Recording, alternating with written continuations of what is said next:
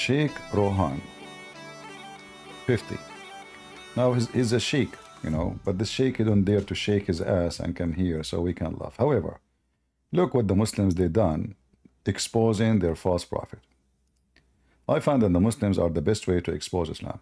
So he said some of the main Bible verses which are 100% cynic with Islam and far away from Christianity as follow.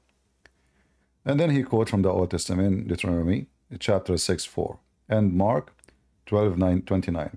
And here you see how stupid he is. He just said far away from Christianity, but he is quoting for us from Mark.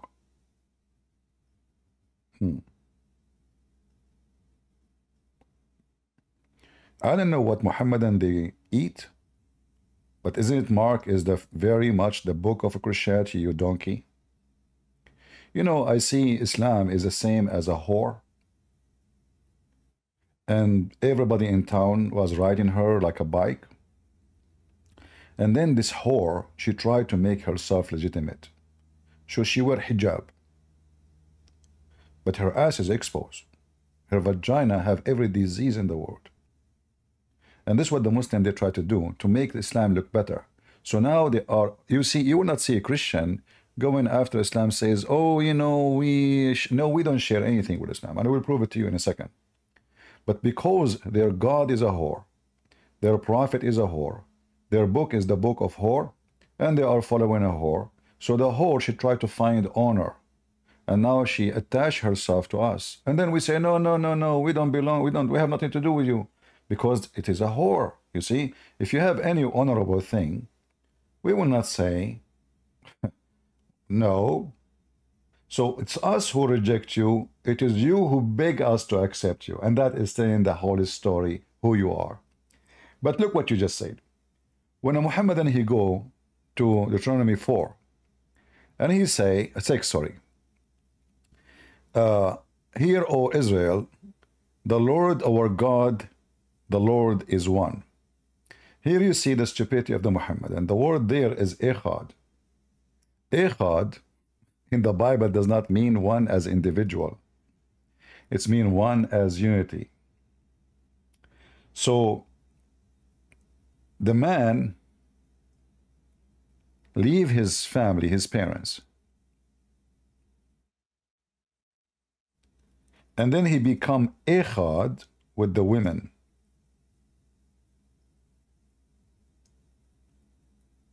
Remember, the woman is not the man and the man is not the woman. Those are two different persons in this scenario, right? So they will become one in the flesh. So how come you know what echad is saying, but you do not know what echad mean? So if we go to the Bible, we will see right away the following.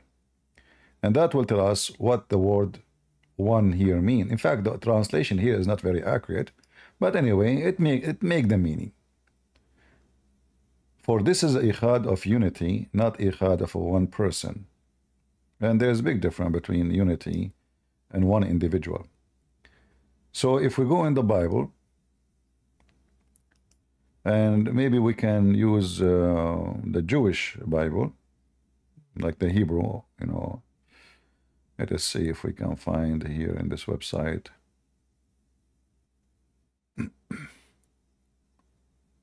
All right.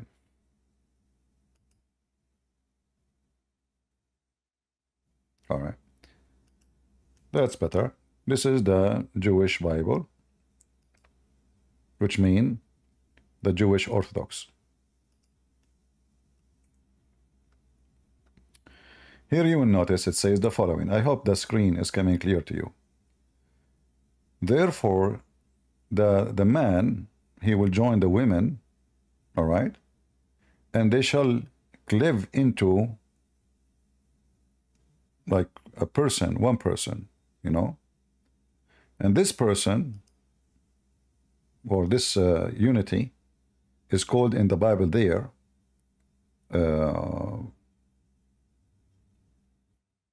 echad, as you see in front of you. So the two person They are two individuals. They are not one person in any way, in any mean. They are not even from the same family. They are a man and a woman, random man, random woman. When they get married, they become echad. So this is the verse you are quoting for us. It is about echad as unity, not echad as one person. So when the Muhammadan, he quote for us a verse, we laugh at you because you showed us that you are an idiot, like your prophet. You copy paste, you do not know what are you talking about. In fact, you are exposing your prophet. For if you have a little intelligence, you should know that Ikhad does not mean one person. You Muslim believe Allah is one person. Ikhad does not. In fact, the stupid Muhammad in the Quran, he quoted the Old Testament hoping he can solve the problem. So what he did in the chapter of Al-Ikhlas, he says Allah is Ahad. That is Ikhad. And you can tell even that it's the same word. So قُلْ هُوَ اللَّهُ أَحَدٌ. Allah is Ikhad. So the stupid Muhammad, instead of confirming that his God is one person, he used the word Ikhad to prove to us that his God is not one, as a one person. All right?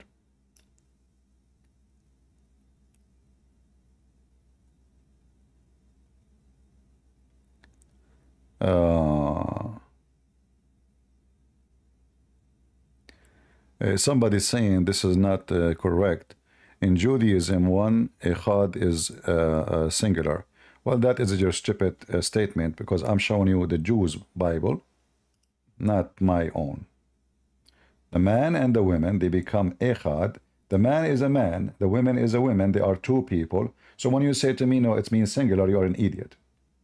Echad is a unity, because still they are two individuals. They are not, you know, we are not like a tree. You graft a tree into other tree, and now both tree become one. That never happened and will never happen. We are not one body with two heads, you know. This is, they are not two bodies. They are two bodies, not one body. So when somebody, he claimed to be smart, and I can show you even the Jewish dictionary, and you will see that you are just a fool. And as you see, this is the Jewish dictionary, the Orthodox Jewish Bible. They both will become echad. So in case you are blind and you say to me singular, that's because you are a fool, because how they are singular and they are two? They are two people, not one people. All right? And they will stay two. So the unity here is the unity by the blessing of the Lord. They are two persons. They are echad as one. That is a unity, not one person. Then we continue for what he said. I think the first one is so clear. And the Abdul, he got himself busted. In fact, if you go in the Quran, you will never find in Arabic anywhere that the word ahad mean one. Ahad always mean one of. If I take this word now and I copy it in front of your eyes and I paste it in the search engine, click search, bingo. Each time this word appear, you will see it mean one of. You can click at any of those verses. All of them is about one of many, not one as a one person. You don't use ahad to say it is one. The word one in Arabic is wahid. So Muhammad here, the stupid Muhammad, he copied echad from the Bible and he got himself into trouble, because that would prove that he is himself, he do not know what he is talking about. He was trying to copy the Jews, thinking that the word mean one as a one person, but it does not. All right? So, and you can, you know, you can look, chapter 4, verse number 52, and this is the word ahad. Click in it. We make no distinguish between any of them. This is what ahad is. One of. It's not about one person. You cannot use the word ahad for one person. The word one person is wahid.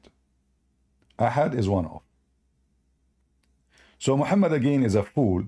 He tried to copy the Jews, copy the word echad, he put it in his stupid Quran, and now the Muslims are in trouble. And not to forget to mention, when the Muslims, they lie and they say that they believe in God who is one, they claim to be monotheist, but the second you start reading the Quran, as an example, chapter 21, verse number 17, you will see the stupid Muhammad, he says that Allah saying, if he wanted to have a wife, that the translation here says amusement, it is shows another Abdul translation. So if we intended to take a wife or a partner, you know, we could surely have taken it from us. So us here is one or many. If the Muslim, he says, as usual, well, us mean majestic, you know, Allah, he used we. No, hold on. Look, in the verse, Allah already, he said we. And we will let it go with this we, because you Muslim, you say Allah, he used we, because it's more respect. So Allah, he found himself insulted by being one. Do you see how stupid this religion is? So this God, he elevates himself by calling himself we, but according to Muslim, he is one. So it is elevating you to be more than one. It is downgrading you by being one. This is what Islam is saying to us. And this is showing you how stupid Allah, aka Muhammad. In one hand, he is saying to us, his God is one. In the other hand, he says Allah is not satisfied with calling him one. He called himself we, for it's more respect. So if you want to respect me, follow what I say. Call me we. But then the drama will not stop here, because the same verse says we many times, as you see. We, as you see, the we, this is the God, Mr. We. And then he said, we will take it from us.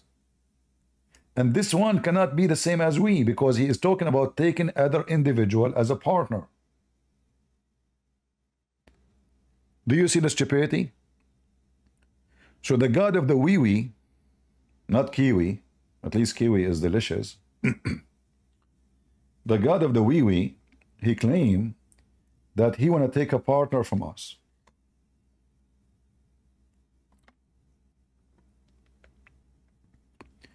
So is Allah is one, or Allah is partnering with people who they are like him, or creatures like him?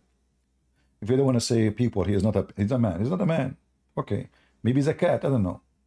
But he said he want to take a partner from us. And the second you say from us, that means they are your kind. You don't call the cat behind you us. You don't call the donkey behind you us. This is not us. Us is the same kind. So if a human, and this is usually the humans say, you know, us, you know, animals, they don't say us. Do they say us, Muslims? Like, do dogs say us? How, us? Okay. Everything is possible in Islam. So here you see that Islam cannot claim that Muhammadan, they worship one monotheist God, for the Quran contradicting that in a very clear method.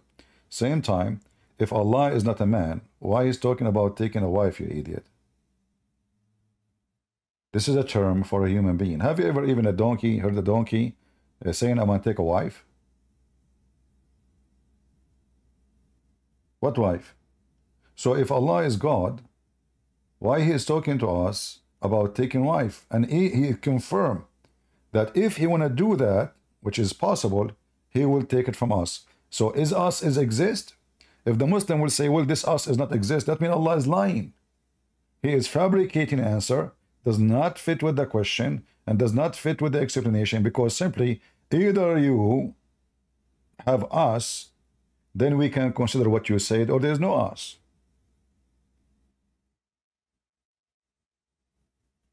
Plus, how Muhammad, he says, don't take partner with Allah, and Allah himself said, if I want to take a partner. And why Allah wanna take a partner anyway? Especially it's a female. Why he didn't say a male? You see, the Muslim, we ask them, is Allah he or she? They say he's have no gender. Okay, so why you call him he? And if Allah have no gender, why he is talking about taking a wife so he can have a son? Why Allah did not say take a partner as a man? Why he chose a wife? So here you see the stupidity of this religion. They are so confused about their God. Do he have a penis or he don't have a penis? Do he have balls or he don't have balls? Is he a male or not? In another verse in the Quran, you will see the Muhammadan, aka Muhammad, claiming that Allah, speaking here, says, showing us the limitation of their God. Allah cannot have a son unless he's having sex. With who? And specifically with a female. So Allah must be a male. So what he's saying in the Quran, how can Allah have a son if he don't have a girlfriend? Why Allah, he keeps saying wife, wife, wife, if he is not even a male? Plus here, this verse is disaster because the one who is questioning the ability of Allah is Allah. So how Allah can be God and he is the originator of the heaven and the earth, yet he cannot have a children without having a wife? If the Muslim want to say to me, well, he is just saying if, you know, what if? He is a question. He said, how can he? So in order for Allah to have a son, he need to have a wife. But this is an answer of a man, not an answer of a God. The God is nothing is impossible with God, the Bible says. How you claim to be the originator of the heaven and the earth, but you cannot originate a baby without a wife?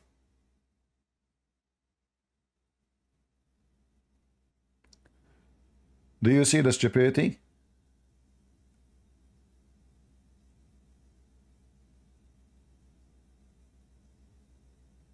This is just a pure stupidity. Now we continue with the comment of this Abdul. We did not start the spanking yet, but the more is coming. The Abdul, he chose for us chapter John 14:15. And you know here, look, he said, 14:15, if you love me, you keep my commandment. Do I need even to show the chapter? We can show it. But look what you just did. When you say that this is an agreement with the Quran, well, the Quran says this is the commandment is not the commandment of Muhammad, the commandment of Allah. So Jesus must be God. Because commandment or commands come from God, not from the man. Don't you Muslim, you say Jesus is just a man, he's nobody? Did he say you keep the command of God, or he say you keep my commands? This is your quotation, and this is a translation you chose for us. But you are Abdul. I mean, the Chinese, they say, he left as a donkey, he never come back as a horse. And no way I'm expecting you to be a horse one day. So let us go to the Bible and see what John 14, the one you are quoting for us here, is saying. So people would die laughing at your stupidity. All right. So this is John 14. You know what? I'm going to play the audio so we can hear it. Better reading because my English is not that good. You know, I think professional reading it is better than me. John 14. Let not your heart be troubled. Ye believe in God, believe also in me. In my Father's house are many mansions. If it were not so, I would have told you. I go to prepare place for you. And if I go and prepare place for you, I will come again, and receive you unto myself, that where I am, there ye may be also. And whither I go, ye know, and the way ye know. Thomas saith unto him, Lord, we know not whither thou goest, and how can we know the way? Jesus saith unto him, I am the way, the truth, and the life. No man cometh unto the Father, but by me. So look what the Abdul did. He decided to quote for us a verse from John 14, and this is his choice. Remember carefully. He said that John 14:15 agreed with the Quran. So Jesus is the command, or the command of Jesus is what Christians should do, not the command of Muhammad, not the command of a false prophet, a pedophile, a child molester, a sex offender, a guy who go after his own son wife and he do boom boom to her in her house when the husband is not there. Because if you want to keep the command of Jesus, well, you shall not take the women of somebody else. You shall not kill. You shall not lie. You shall not cheat. You shall not steal. You shall not even break a branch of a tree, which means unjustly. You're a prophet. He failed to do any of the command of Jesus. Jesus says it's better for you to put a milestone in your neck before you hurt the little ones. And your prophet, he was specialized in hurting the little ones. Pervert. So going back to the Bible here, you will see Jesus saying, I am the way, the truth, the life. All right. If we go and do a little search,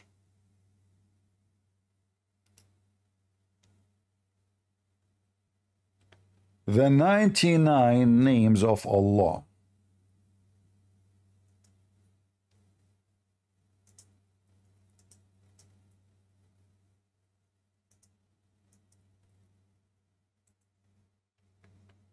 All right.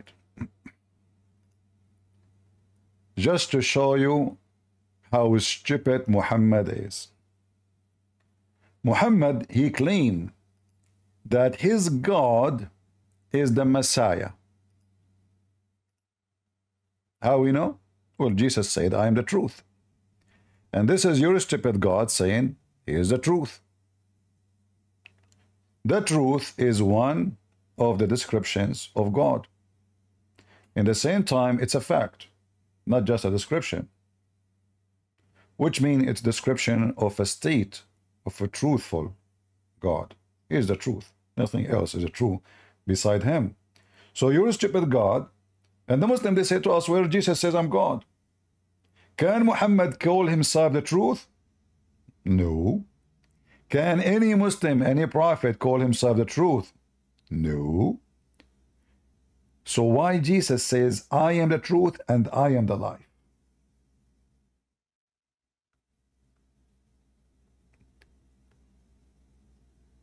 Jesus said, I am the resurrector, the resurrection. Allah said, I am the resurrector. Jesus in the Quran, he resurrects people from death. That is God. Allah could not resurrect anyone, including Muhammad, who died, and the mother of Muhammad, who Muhammad even cried to Allah to forgive her sin, and Allah said to him, no. According to Muhammad.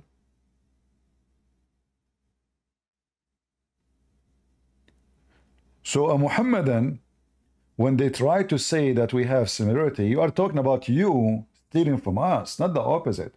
You are stealing the qualification of Jesus, trying to give it to your pervert God, who encouraged you to go and do boom boom with the children, rape women and kidnap women, and not to forget to say, he said to you, you can lie in 3 cases, your friends, your wife, and your enemy. Who's left? And not to forget that Muhammad have zero ethic, as we will go and read in all the things in the front of us. So going back to the verses we are reading, John 14, Jesus, he announced, I am the truth. And you will see here Thomas, he said to him, Lord, the Lord here is God. Hey, Lord. You see, it's capital letter. Lord, we do not know, like, where you want to go. And so Thomas did not understand, is it like a location we will go to? Is that like a direction? Is it like a city? So Jesus said to them, I am the way, the truth, and the life, and no man can come to the Father but by me, not by Muhammad. This is confirmed that there is no one can go to heaven except by following Jesus only. So again, you got your filthy prophet busted. He is a fraud for Jesus. And remember, this is your choice. It is you who said to us, let us go there. But the Muslims are like a kangaroo. Boing, boing, boing, boing, boing.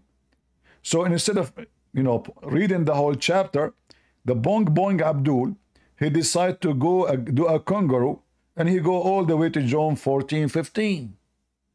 But John 14:15, even that one confirmed that Jesus is God, because this is his command.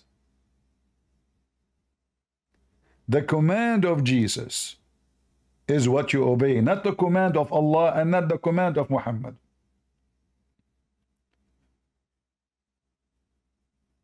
Jesus in verse number 7, he said, if you had known me, you should know my Father.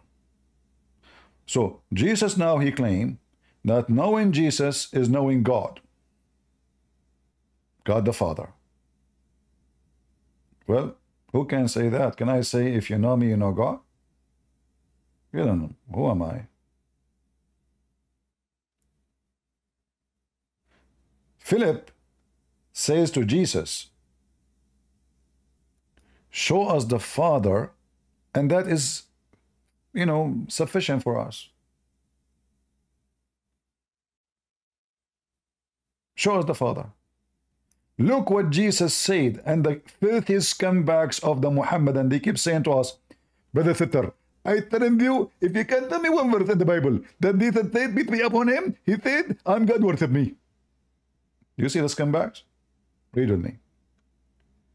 So Philip, he says to him, the Messiah, he said to the Messiah, Lord God, show us the Father, and that is sufficient for us.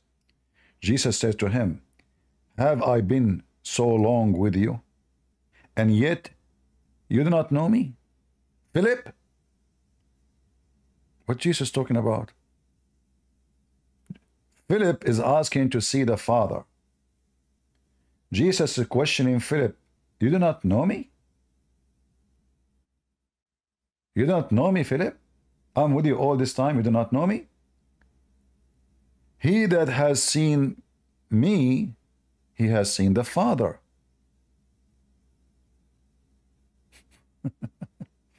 Let us play the audio.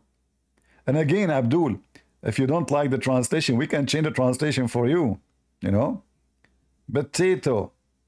So seeing Jesus is seeing the Father.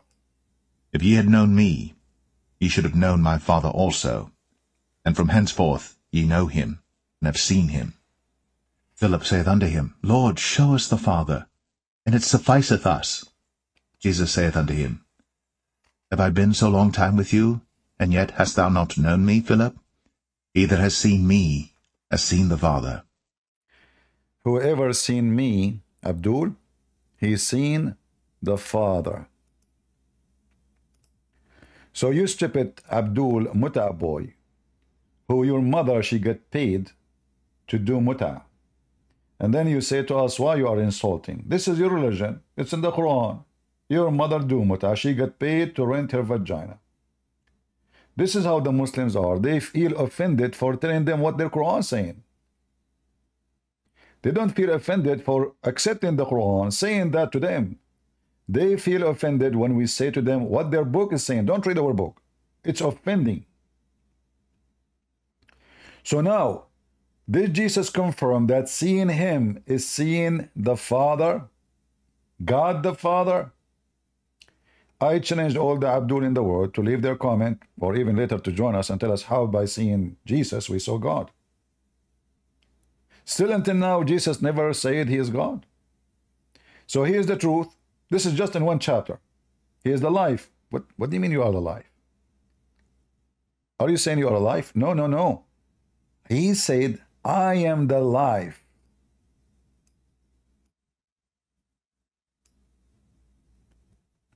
Do you see it, people?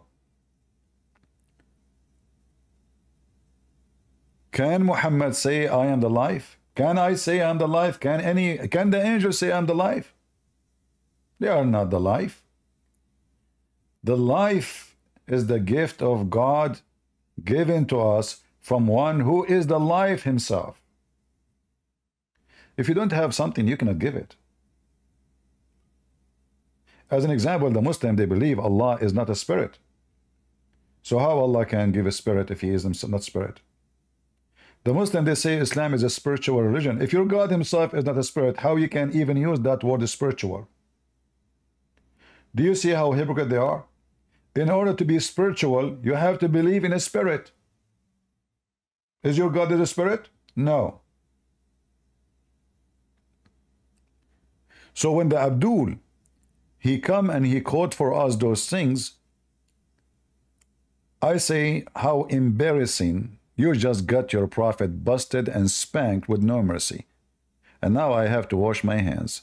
I mean, I don't know. I think we should make a museum for how many images of a spanking on the butt of your prophet. So knowing Jesus is knowing God. Seeing Jesus is seeing God. And Jesus is the truth and he is the life. We did not even finish the chapter.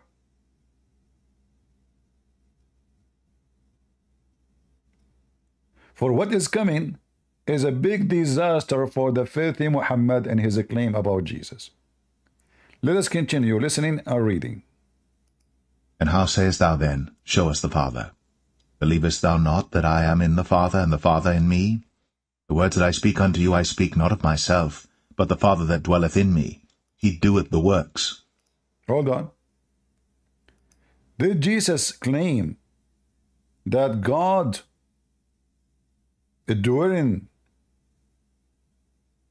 in him?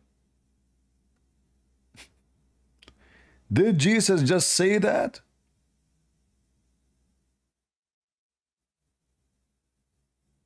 Did he just say,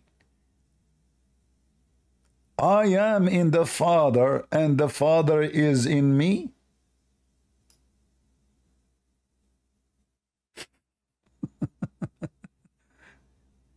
And the scumbags of Muhammad, they want to quote for us John. To prove what? To prove, and imagine he is the one who chose the chapter. This is not my choice. The Abdul, who called himself Sheikh, shake your booty. His name is Sheikh Rohan. He is the one who chose in this verse. He is the one who chose in that chapter. But look how this chapter not only defeat Muhammad and make him rotten in his grave, it make every Muslim defeated. For all what you hear about Jesus never claimed to be God is a big fat lie. For every page in the Bible is saying so. Can I say God is in me? Can I say that the one who see me, he see God? Can I say I am the truth? Can I say I am the life? All those, if you say them and you are a Muslim, the Muslim will kill you. Why? They will say you did blasphemy against God. So do you see how hypocrite the Muhammadan? And we did not even finish reading the chapter. For all of it is proven to us that Jesus the Messiah, our Lord, is the Lord of Lords and the King of Kings. And here, by the way, I don't want to skip verses here. The Muslims, they say this is about Muhammad. How many times, and I will go to the verse he was quoting for us. How many times we heard the Muhammadan saying that the Bible speak about the Comforter and the Comforter is Muhammad? We heard it many times, right? They have a billion video about that. Suddenly Muhammad is the Comforter. Muhammad, he comfort nobody. Even his wives, according to the Quran, they were so upset from him. How he can be the Comforter? Is that when he chases children to have sex with them? He comfort who exactly? But we will go and we will continue reading the verses so we can reach to that point. Believe me that I am in the Father, and the Father in me. or else believe me for the very work's sake. Verily, verily, I say unto you, he that believeth on me, the works that I do shall he do also, and greater works than these shall he do, because I go unto my Father. And whatsoever he shall ask in my name, that will I do, that the Father may be glorified in the Son. If ye shall ask... Hold on. We ask for miracles in the name of who?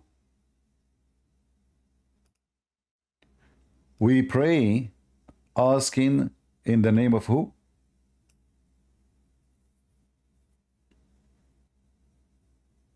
Who is the person we will ask in his name? Shall we say in the name of Isaiah, God help me? Who is Isaiah? Oh, a great prophet, but you cannot say that. Can we say in the name of Abraham? Can we say any name?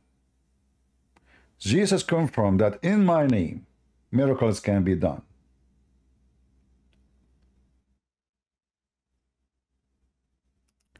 Jesus, he make it so clear that will I do that is that the Father may be glorified in the Son. So Jesus now again he announced that he is the Son, not just a son, the Son. And that is the Father. And when the Messiah, he do his power, he show his power, everybody will glorify the Father and will glorify the Son. So then you ask in the name of the Messiah. You ask who? You ask the Messiah. You pray to the Messiah. I will do it, the Messiah said. And now we go to the verse which the Abdul he quote for us. If you love me, keep my commands.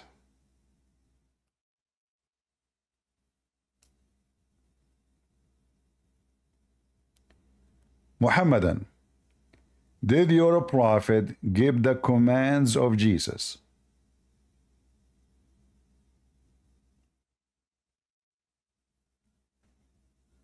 Any Muhammadan? Did Muhammad keep any, at least one single command of Jesus? Never. What about the 10 Commandments? Not a single one. In fact, we cannot find the 10 Commandments in the Quran. I mean, how the 10 Commandments is so important, and even the Quran, just to show you how stupid the Quran. According to Muhammad,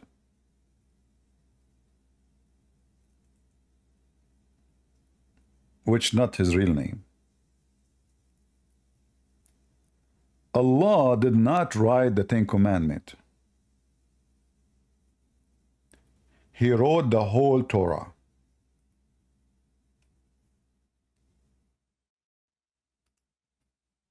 Can you believe it? I feel sorry for Moses. How many rocks Moses was carrying? How many trucks?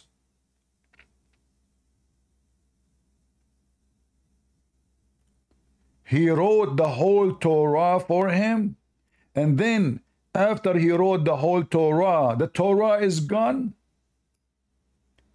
The Quran never been written by the hand of Allah, and the Muslim they claim it's preserved.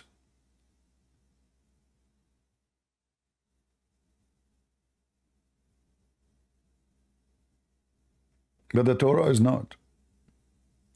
If we go to the books of the Hadith, we will find the following.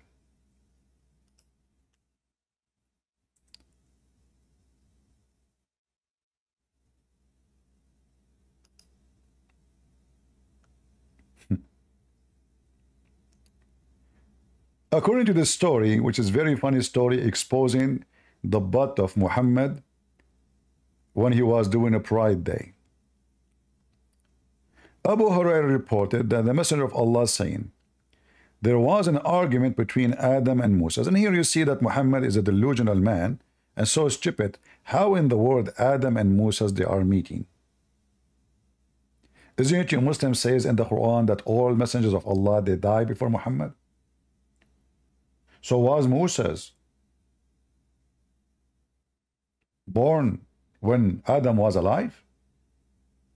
How in the world this conversation happened? Unless Muhammad is a false, fake liar. Either this conversation is true or it's false. And we know it's false. And you Muslim, you know it's false.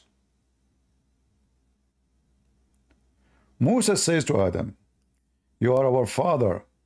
You did us harm and caused us to go out of paradise. Look what Adam said to him. You are Moses. Allah selected you, between two brackets, for direct conversation with you. Allah never spoke in direct to anybody, according to Islam. He didn't speak to Muhammad. He speak to Moses. He speak to Jesus. And wrote with his hands the Torah for you.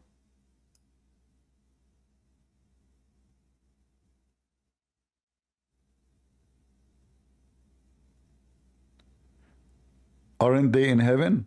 No. Muhammad, he made it clear that all messengers are going to be resurrected in the day of judgment.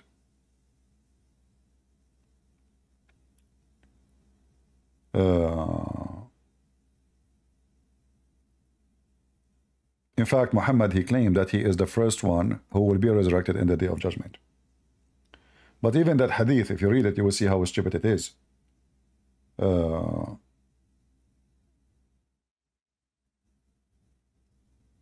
Let us see if I can find the hadith in English.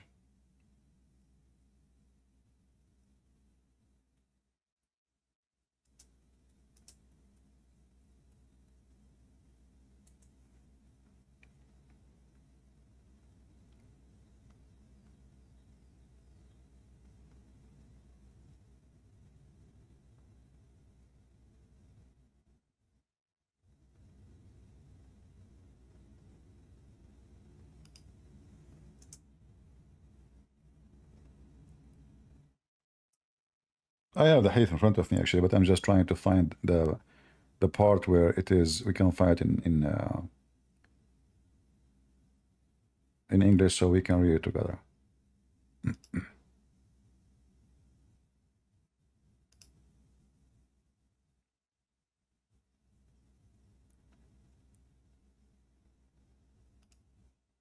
Let us see.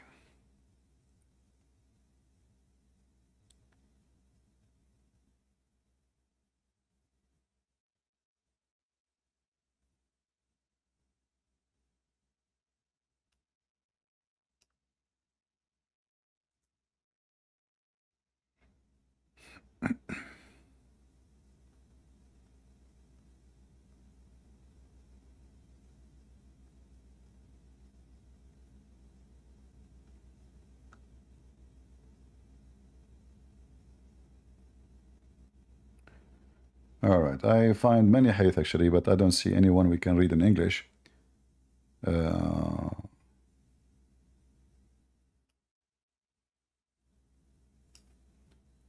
Let me see this one.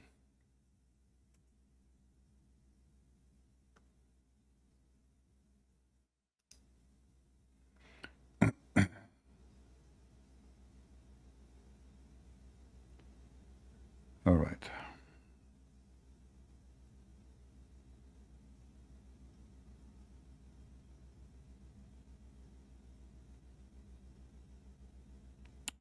All right, I think this one we can find in English. Let us try. And by the way, the hadith here, before we change, you will see that this is hadith proving that Moses never was a Muslim because he believed in original sin. As you see, Moses, take a note. This hadith prove everything Muslim they lie about, saying Moses was a Muslim. Because as you see, Moses believed in original sin. He is blaming Adam for being out of heaven. Muhammad, he agreed with Adam versus Moses.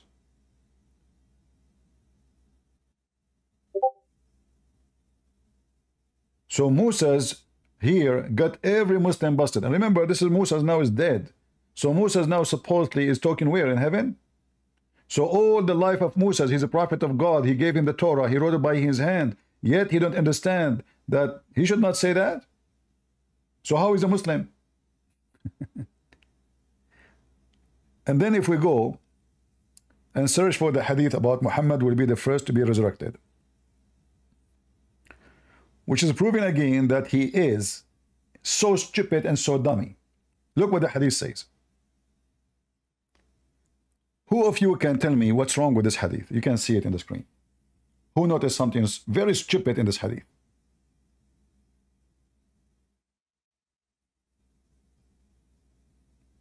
Anyone can tell me? I'm reading Rumble, YouTube, and Discord comments. Who noticed what's wrong with this stupid hadith in the story of Muhammad, which is proving again that Muhammad is a certified idiot?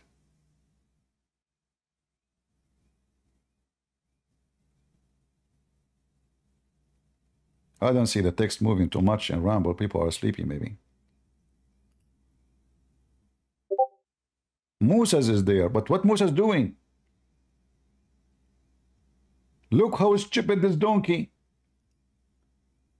He just said he will be the first person to be resurrected, but then he said Moses will be holding the throne.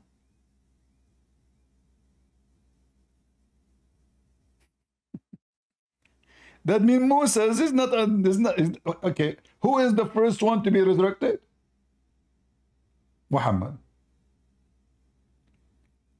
So Muhammad now he opened his eyes, he see Moses holding the throne. So you stupid idiot. How he is, how you are the first one who will be resurrected.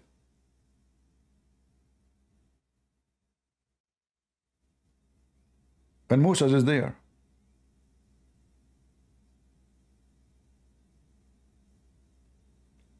And then the Muslims, they try to fix it. They try to fix the stupidity. So they try to justify it. So they say, maybe the prophet, he said this before he knew that Moses will be before him. Well, he just said, I mean, all the Quran says all the prophets are dead. قَدْ خَلَتْ مِنْ قَبْلِهُ الرُّسُلُ. All the messengers, which is contradiction because is Jesus supposedly is dead too?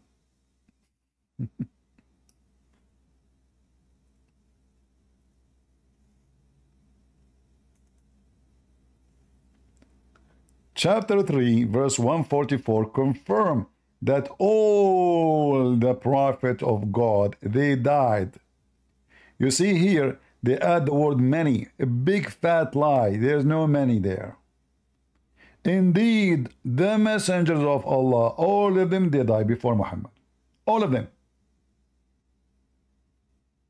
And that means Jesus dead too. Stupid Muslims. Stupid Muhammad. And then Muhammad, he woke up in the day of judgment. He's resurrected, the first one to be resurrected. And Moses is the first one to see.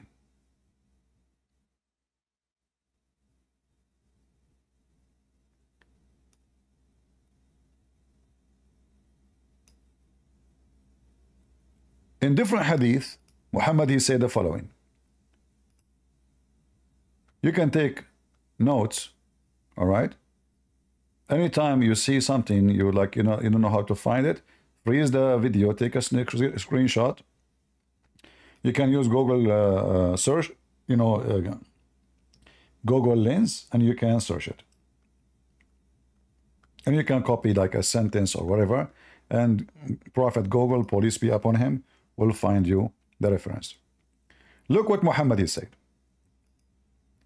I will be the first one who the earth will go open in the day of resurrection, and he will come from the ground.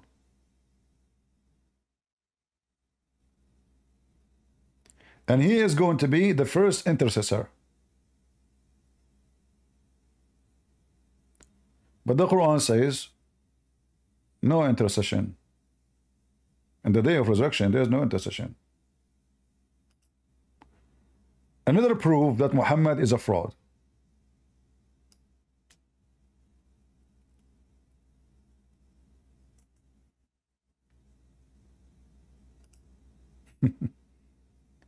In the day of judgment, when a person shall not avail another, nor will intercession will be accepted.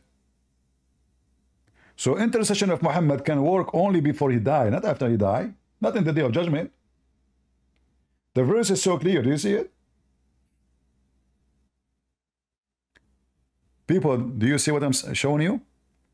Do you see how stupid, how the fraud, false prophet, he exposed himself? It's so clear that in the day of judgment, there is no intercession. If the Muslim, they say, oh, this is say this, but there's other one says that, will this be contradiction? And the Quran says, if this is a book made by other than Allah, you just found that this book is not the book of God.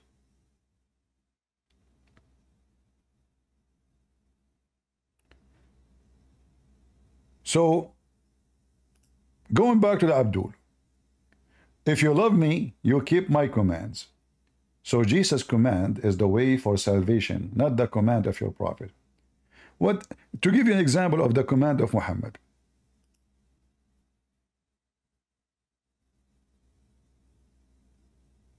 Just to give you an example.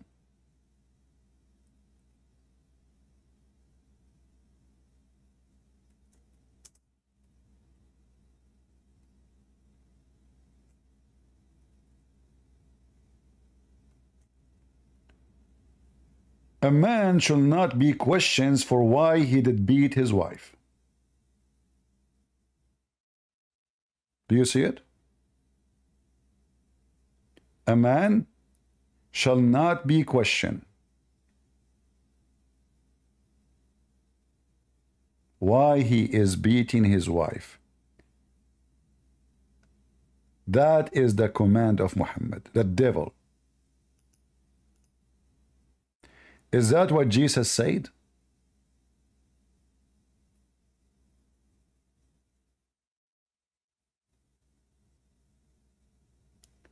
Is that what Jesus mentioned?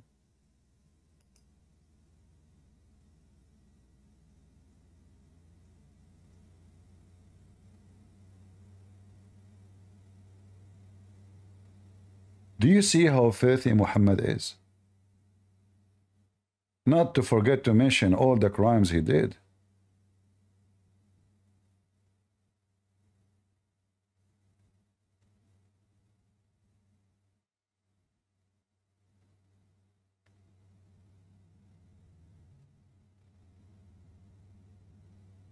Very, very stupid, garbage cult.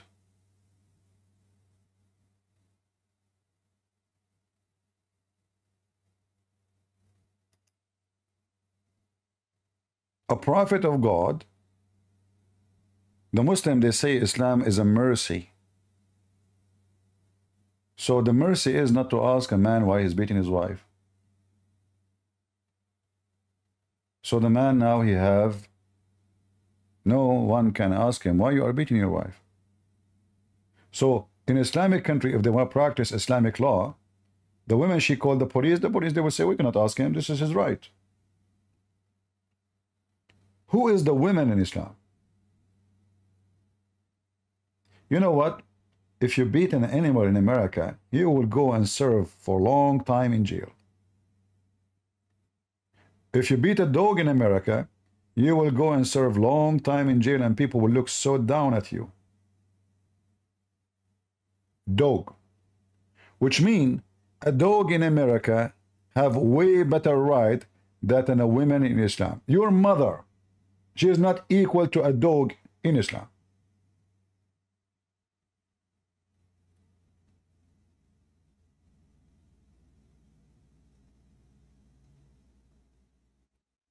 That is the command of the devil.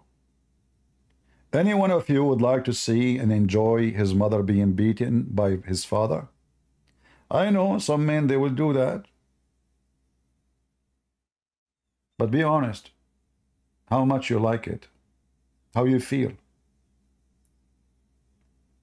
If you don't like that to be done to your mother, Why in the world you want to do that to your wife, who is going to be the mother of your children? So you will hate your dad? So you will be disgusted by your dad behavior? What kind of a dad he is beating his wife? If I beat my wife, is that going to make my life better and my wife better woman? Or she would hate me? And most likely she would cheat. She will find someone who is nice and kind. Anyone who play with her mind, she said, look what your husband is doing to you. Is that what you want? Obviously, Islam does not consider women as a human being.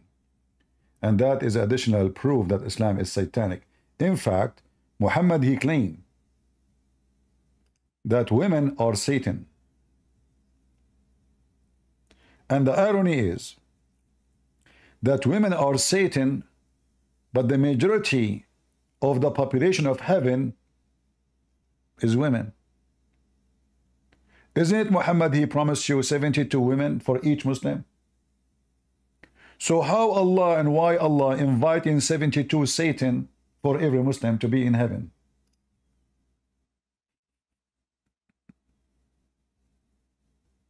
Do you see the stupidity of this guy? If women is a shaitan, then how the majority of the population of heaven is going to be women? 1 to 72 at least. 72 is the reward for the bad Muslim.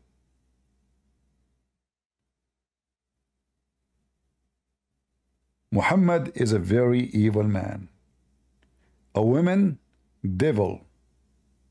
Advance and retire in the form of a devil. Why Muhammad saying that? He was looking at the women. Who is the devil? The woman, she is not in the beach wearing bikini. She is not in the naked beach. She is wearing burqa. But look what happened here. All the claims of Islam about women wearing what they call decent clothes did not prevent Muslims from acting like animals. The woman, she is walking. She did not do anything wrong. She is not naked. She did not flirt. She's just walking by. Muhammad was sitting with his friends.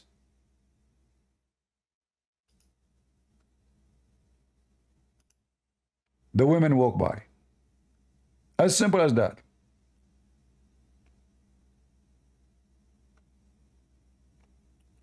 And here you see that Muhammad is a filthy scumbag. He just said women are the devil. Then he go to his wife who is doing leather tanning and he do boom boom to her. He forced her into sex. In case you do not know what leather tanning is, she is boiling water, they mix it with color and etc. to tan the leather. A lot of work. Very, very, very difficult job.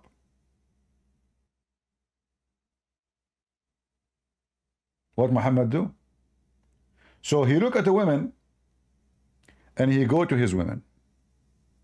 Now I want to ask you, what Jesus said about looking at a woman, she is not yours.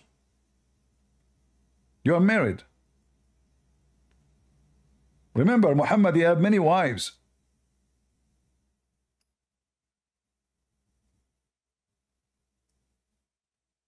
Muslim, do you know?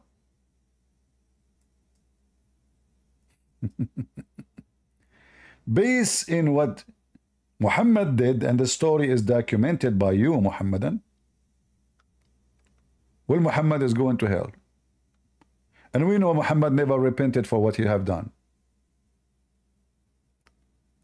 If we go to Matthew,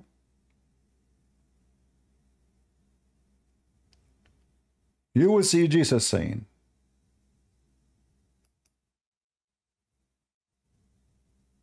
but I say to you, to anyone, to you, all of us, anyone who even look at a woman with lust has already committed adultery. And this is what we do. Men, they look at women in lust. I cannot exclude myself because men, they do that. They get tempted and they look at women with lust. But this is not the way of salvation. And remember, Muhammad is not me. Muhammad is the prophet of Islam, the best of mankind, according to Muslims.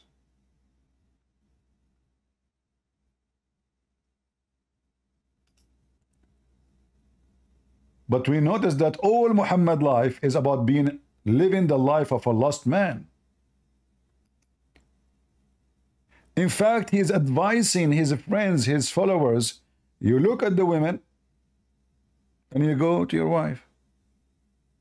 Which means you can look at the women with lust.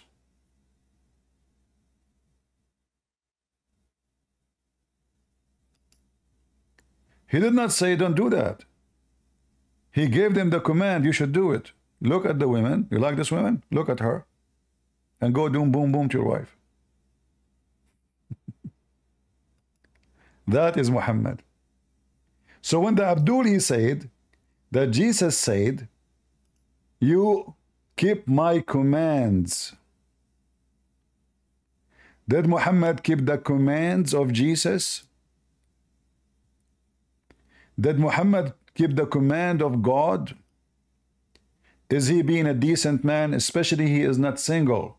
You see, if Muhammad was single, I would say, okay, you know what, single. I mean, this guy, he have a desire. The lust overcome him. He got weak. We always justify our, you know, our sin. But this guy, even that option is not there because he have women. He have many women. For how long Muhammad was staring at the women, but until he reached the point, he have to do it right now. He left his friends. Imagine his friends is sitting with him. He left his friends. He went inside the house. The friends are outside. He went inside. He forced his wife into sex. And he came back and he said to them, he wanted to explain. The women advance and retire in the shape of a devil. So one of you see a woman. You see, shouldn't you say to them, don't look at women? Instead, he accused the women that she is guilty, when the women, she did nothing. She just walked by.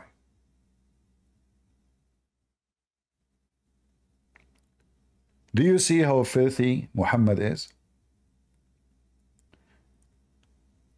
And going back to John 14, when the Muslims, they say that the comforter is Muhammad, I will pray my Father, I will pray the Father, and shall give you another comforter, that he may abide with you forever. Is Muhammad alive with us forever, Muslims?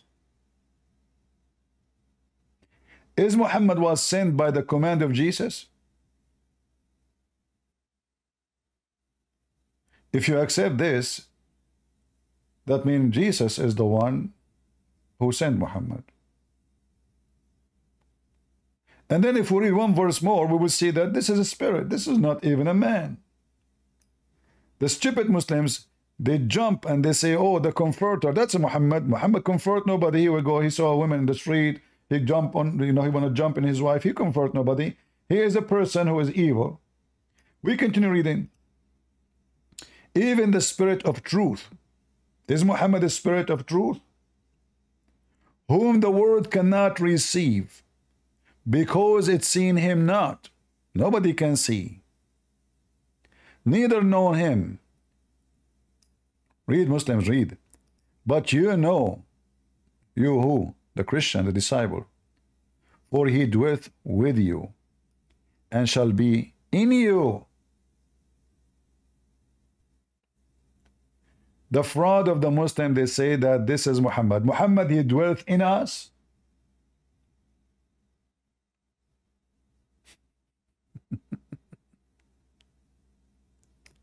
Then we continue. I will not leave you comfortless. I will come to you. Who is talking? Jesus.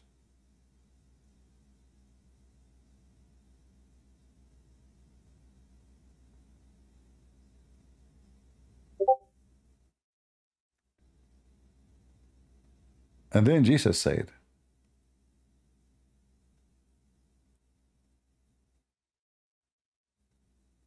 at that day ye shall know that I am in my Father, and ye in me, and I in you. And that is confirming the Trinity. Remember, the Messiah, he just said, I will send the Comforter. Who is the Comforter? Is the Spirit, the Holy Spirit. All right. Jesus says, I in the Father and the Father in me. Jesus said the Spirit will be all the time with you. The Spirit will be in you. I will be, the Father is in me, I am in the Father, and I will be in you. That is the Trinity. And then they say to us, where do you get the Trinity from? He has my commandment and keep them. He is that who loved me. And that he loved me, he shall be loved of my Father. And I will love him, and I will manifest myself to him.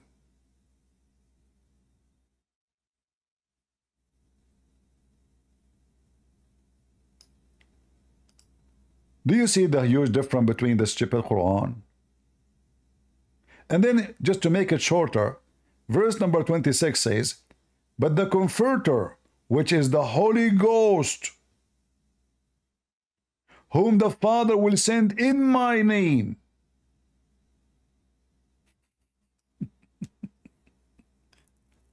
So Muhammad now is the Holy Ghost, and he was sent in the name of Jesus? You bunch of scumbag, Abdul. By the way, I take the word scumbag back. I mean, scumbag is a bag. It's useful. What is the use of you? Liars, fabricators, fornicators, criminals, killers, pedophiles.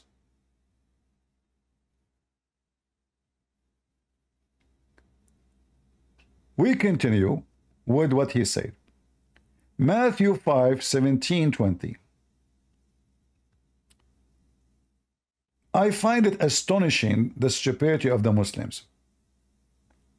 Let us go to Matthew 5, shall we? And now the Muhammadan, they will regret. They will say to the Abdul, brother, why you are choosing Matthew 5, brother? Why you choose? What are you doing? Are you an idiot or what? So Abdul, he decided to support his false prophet, and he chose him for us verses of his choice, claiming that those they match with Islam. I like that. Let us see what Matthew 5 says. Remember, Abdul, that was your choice. It's not us who is choosing it. It was you.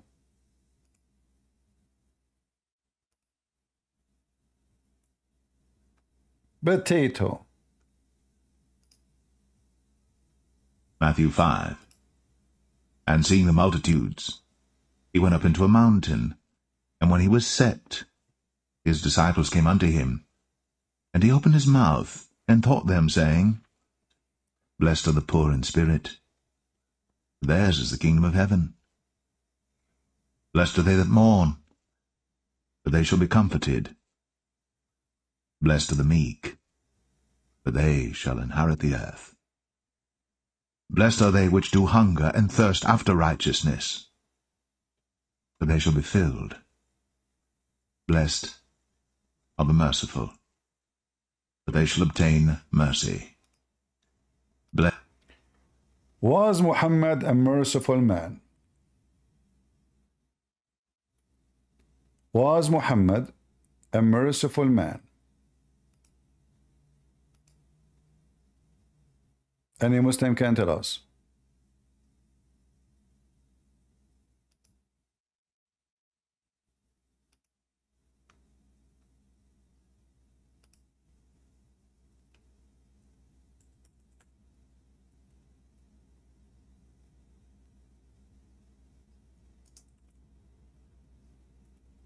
Let us see some of the mercy of the faithful Muhammad.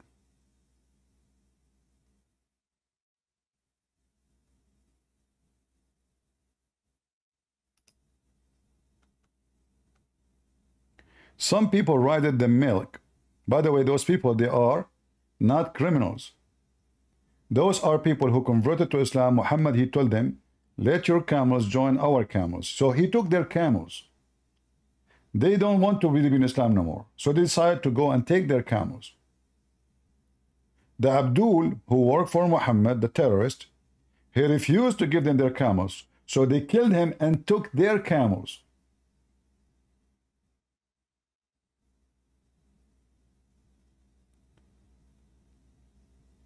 What Muhammad he did? He cut their hands, he cut their feet, and he crucified them, and he gouged out their eyes. Do you see it? Do you see the merciful Muhammad?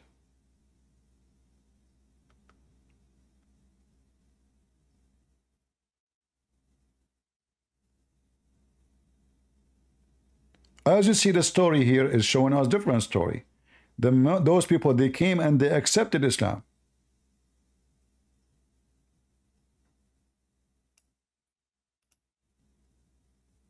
And remember, the story is given to us by the Muslims. Muslims, they will never make the story look ugly when it's come to their prophet. They will try to make it look the best to show you how good the prophet is.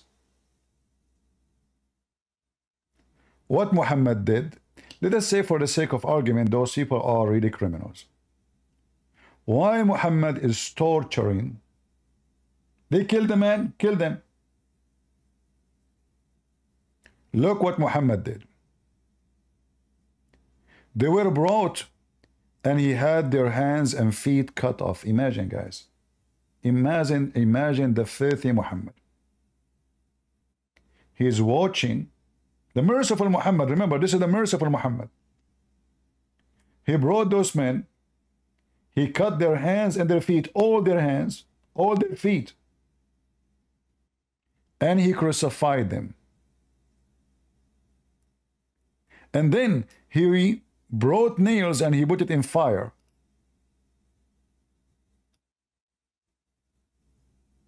And he driven the nails into their eyes.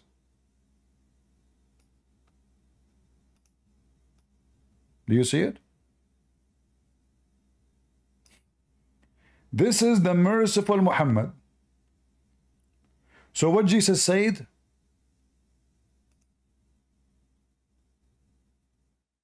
Blessed are the merciful. Is Muhammad blessed? You are right. Blessed are the pure in heart, for they shall see God. Blessed are the peacemakers, for they shall be called the children of God. Is Muhammad a peacemaker? Let us check it out.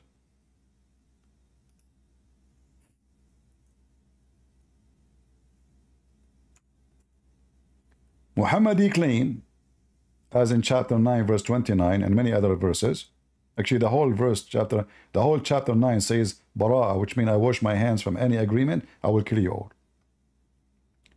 I've been commanded to kill all mankind, Muhammad said, until they say there's no God but Allah and no prophet but Muhammad, and they pay me the zakat, and they pray as I pray, and they eat as I eat, and then and only then they will save themselves and their blood and their property, which means their women, their houses, from my hand.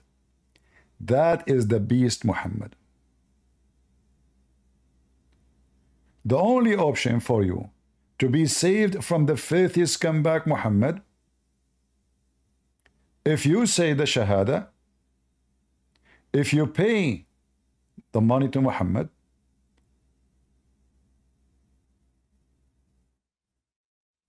if you pray as he pray, if you do as he say, if you eat as he eat, and then and only then, your blood, your property, granted protection from the filthy Muhammad. Do you see it? This is Muhammad. And by the way, the translation have nothing to do with the Arabic ones. The Arabic says something different. The translation says something different.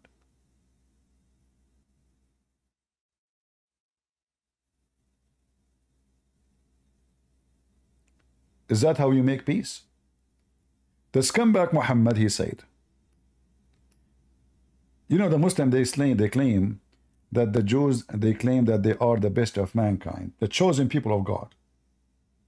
But the Quran says that Jews are chosen people of God. Muhammad here was copying the Jews, trying to be hypocrite of the Jews. The liars in every YouTube channel, they say the Jews are racist. They say they are chosen people of God. They think they have a blue blood.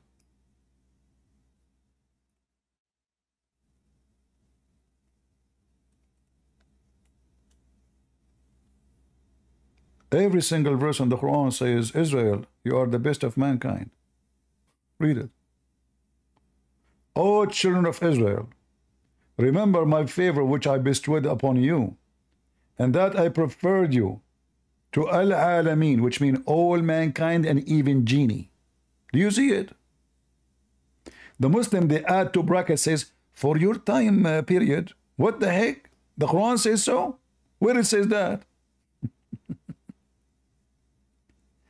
Do you see how they add things to fix it? So the Quran, you change the translator, you will find the translation doesn't say that. Anyway, you do not need the translation, by the way. You can do this if you have a software. You can install it as those blogs in your browser, and you can translate. You do not need those brackets. You will see none of that. It says, and I favor you over all the world. Do you see it? There's no for period of time. There's no potato, no to. What do you mean period of time? So this is what the Quran is saying. Then Muhammad, because he is full of hatred, he claimed that the best of mankind, because Islam is a KKK, white supremacist garbage cult.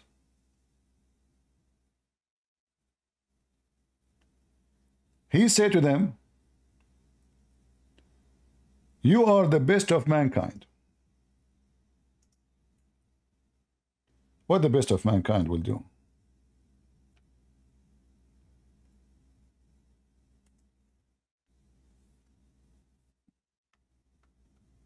Read with me.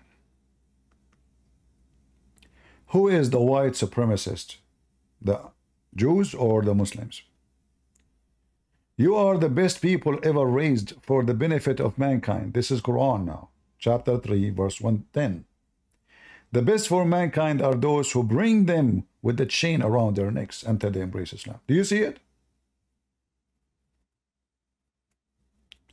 Do you understand those stupid liberals, what the Muslims they are dreaming to accomplish? Bring you with the chain around your neck like a dog and force you to convert to Islam. And by doing that, they are saving you from going to hell. Are we lying? Or we are showing you their website, their reference? So when this Abdul, he claimed that this is in match with Islam. And Jesus said, don't think that I have came to abolish the law.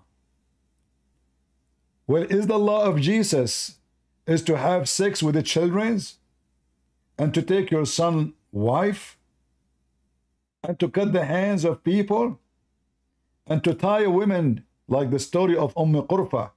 Muhammad, he tied her between two camels and he flipped her two pieces alive. Is that the law of Jesus? To be evil? Just because she opposed him, she don't want to believe in him? A very old woman? And they say to us that Muhammad was a mercy.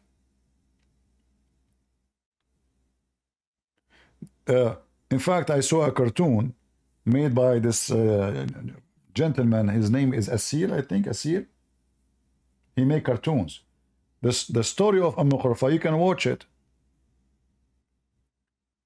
Even though there is some details, I find it not too much accurate because it was Muhammad who commanded.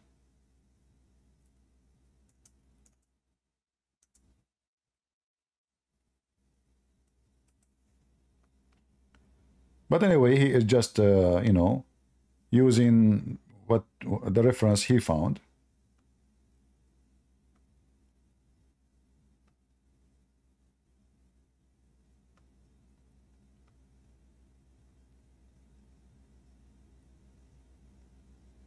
Yeah, I found the video here. So this is a video. I don't know if this guy is an ex-Muslim or not. I don't know who's he. But he make a very good videos to expose Muhammad garbage.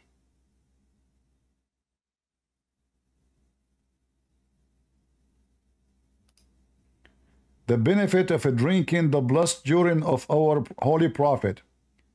This is what Jesus teaches, huh? You pagan Abdul. The blessed urine of the prophet. The blessed urine. So the blessing of Allah went all the way to the penis of Muhammad and his urine? Or to his butt? What a bunch of pagan man worshippers. And the funny is, they say to us, we worship a man, but they worship urine.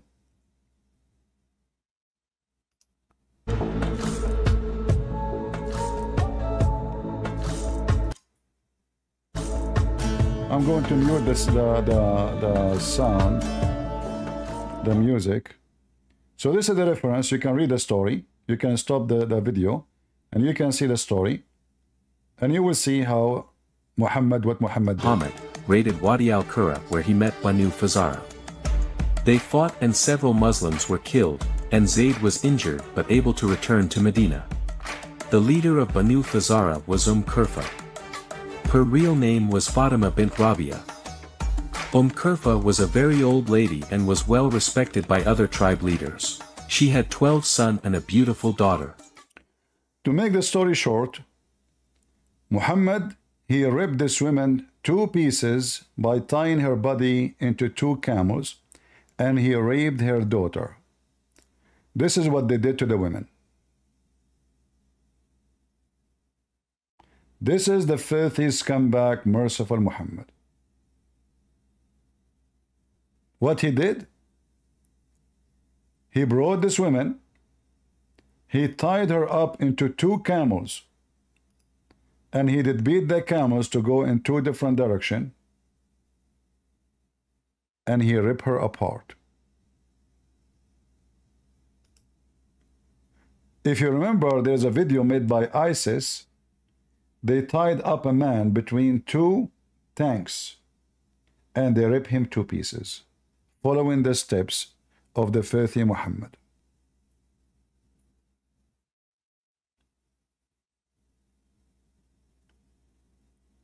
And yet the Muslim, he says to us that there is things we share together. We share nothing with the devil, Muhammad.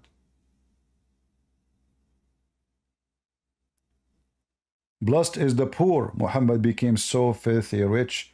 Blessed is the peaceful. Muhammad, he was a war criminal. Blessed is the one who loved. Muhammad, he hated everybody. Muhammad, you know, everything. I mean, the pure heart, Muhammad, his heart. Muhammad, he went to the house of his son and he claimed that Allah, he lifted the curtain. He saw her naked and he said to her, Subhanallah, mu'allif al-qulub. My Allah made me, my heart, I have lost for you now. And then the wife, because she is a whore. This is the story of the Muslims. This is the version of the Muslims. Imagine. So we do not know really what happened. I believe strongly Muhammad already sleeping with this woman for a long time. He married his son to this woman so he can go to the house when the husband is not there. Did you ask yourself why Muhammad entering the house if the son is not there? And if he entered the house and the son is not there, that means he considers himself the father, because that gives him the right to enter the house. So did Muhammad the father consider himself a father, and he was decent, and he stopped himself from flirting with the women, because even if Muhammad saw the women naked, totally naked, how that can make it legitimate for Muhammad to praise the women body, claiming that he have lust for her, and he said that loud so she can hear it. Let us say I committed sin in my heart. I saw a woman, I should not look at her, I should not consider her, I should not have lust for her.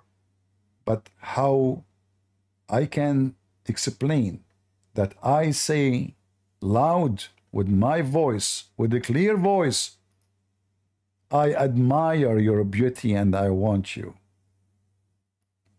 In the top of that, Muhammad claimed that it is Allah who made this happen. And then Muhammad, the coward, he claimed that Allah told him, hey, Abdul, Zayd, your son, came to you. After Zayd, he heard the story from his whore wife.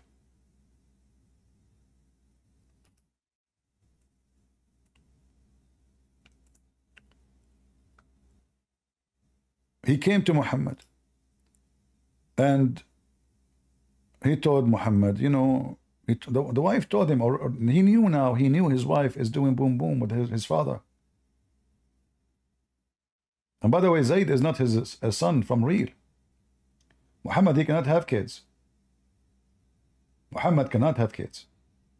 So this is adopted son. And here you see, Muslims, they say Muhammad is trustworthy. Muhammad, he announced that Zayd is from me and I am from Zayd. That's it. I am his father. And then Muhammad, he go to the house of the wife of Zayd and he want to boom boom her. And he did. And then Zayd, when he heard his wife, obviously she is a whore.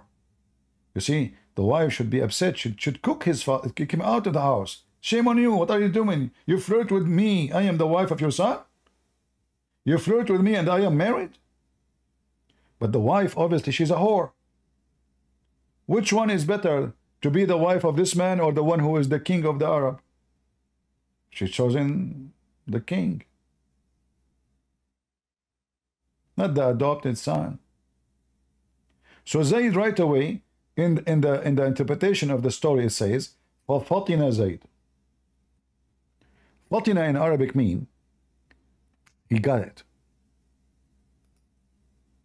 He what? He got it. He got what? Zayd, he got it that his father, his filthy father,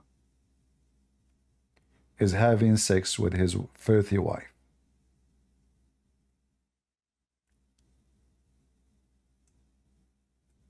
And then right away he went to Muhammad and he said to him, I want to divorce her.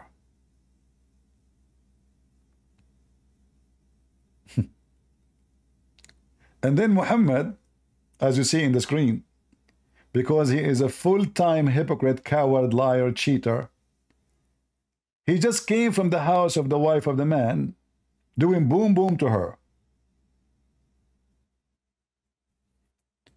He said to the man, after he said to him, hey father, I want to divorce her. Muhammad said, no, no, keep her, man. Keep her, keep her. What? And then Allah, which is Muhammad, he said to him, hey Muhammad, what are you doing? Why you told the man, keep your wife? Isn't Allah told you should take her, boom, boom, boom her? Huh? Why? Why you're doing that? Have you ever heard of a God encouraging a prophet to take his own son's wife? And have you ever heard of a prophet? He just lied to his son. He just flirted with the wife. He told her he want to boom boom her. And then when the husband came, because now he figured out what's going on, he said to him, keep your wife, keep your wife. And then Allah, right away, he sent a message to Muhammad, say to him, why? And look, by the way, all of this is false. The translation is all false information. Free the slave, etc. Doesn't say that in the Quran. All of this is addition. Change the translator. Potato Muslims. Every Muslim is a potato until he proved the opposite.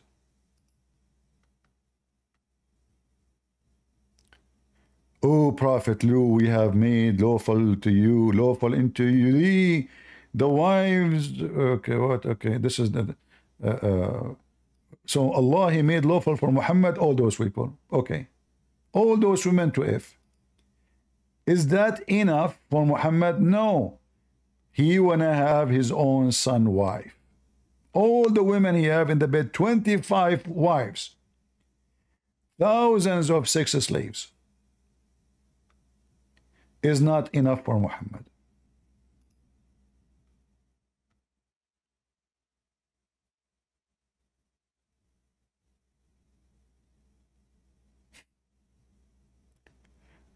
And the Muhammadan, they want to say to us that we share,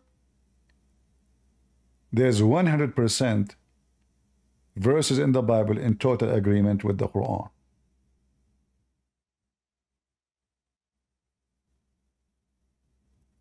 This is what this Abdul, he said. So Jesus did not come to abolish the law, for this is his law. And look how stupid this Abdul.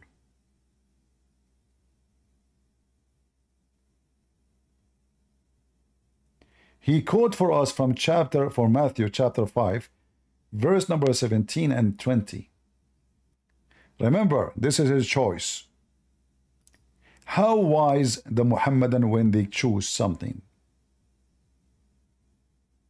Let us go to 15 and 16 and 17. You are the light of the world.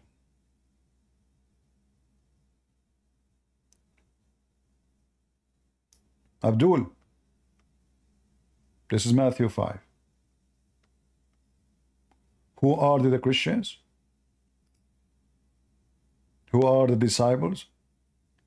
You are the light of the world. A city is set on a hill, cannot be hid. Neither do men light a candle and put it under, a cover. Look at the wisdom, look at the love, look at the amazing speech of Jesus. Muhammad was trying to make a Arabic music, which is stupid, make no sense. I find it very astonishing that this Abdul, he chosen for us this chapter to talk about something agree with the Quran. Was the disciple of Jesus the light of the world? Or Allah or Muhammad? The Quran says Allah and Muhammad. Jesus says you are the light of the world. Let your light so shine before men that they may see your good work and glorify your Father which is in heaven. Think not that I came to destroy the law or the prophet. I am not come to destroy, but to fulfill. So Jesus is the one who completed the law, not Muhammad. And Jesus, why he would destroy? This is his law. So Jesus, he fulfilled the law. There's no need for Quran, there's no need for Sharia law, and this was your choice, you idiot. You are the one who chose those verses for us. Did Muhammad fulfill the law of Jesus? I challenge them, any Muslim. Who is a Muslim would like to join us? I will open the mic for Muslims. Who is a Muslim can join us and tell us one thing Jesus said about fulfilling the law and Muhammad did not break. We have the 10 commandments. Any Muslim?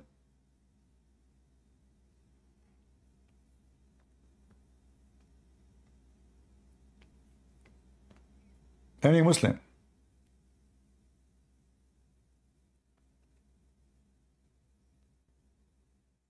Cowards. But look what Jesus said. Listen carefully. Say all manner of evil against you falsely, for my sake. Rejoice. Blessed are the peacemakers, for they shall be called the children of God. Blessed are they which are persecuted for righteousness' sake, for theirs is the kingdom of heaven. Blessed are ye, when men shall revile you and persecute you, and shall say all manner of evil against you falsely, for my sake. Rejoice, and be exceeding glad, for great is your reward in heaven. For so persecuted they the prophets which were before you. Ye are the salt of the earth. But if the salt have lost his savour, wherewith shall it be salted? It is thenceforth good for nothing, but to be cast out, and to be trodden under foot of men. Ye are the light of the world. A city that is set on an hill cannot be hid. Neither do men light a candle and put it under a bushel, but on a candlestick, and it giveth light unto all that are in the house. Let your light so shine before men, that they may see your good works, and glorify your Father which is in heaven. Think not that I am come to destroy the law or the prophets. I am not come to destroy, but to fulfill. For verily I say unto you, till heaven and earth pass, one jot or one tittle shall in no wise pass from the law, till all be fulfilled. Whosoever therefore shall break one of these least commandments, and shall teach men so, he shall be called the least in the kingdom of heaven. But whosoever shall do and teach them, the same shall be called great in the kingdom of heaven. For I say unto you, that except your righteousness shall exceed the righteousness of the scribes and Pharisees, ye shall in no case enter into the kingdom of heaven. Ye have heard that it was said by them of old time, Thou shalt not kill, and whosoever shall kill shall be in danger of the judgment. But I say unto you, Muhammadan, how many people Muhammad he killed?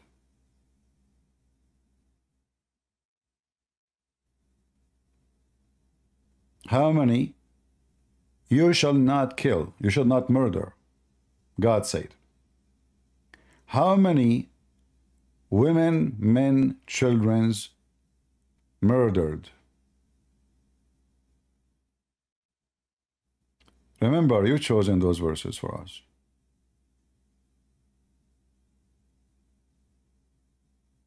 It was your choice.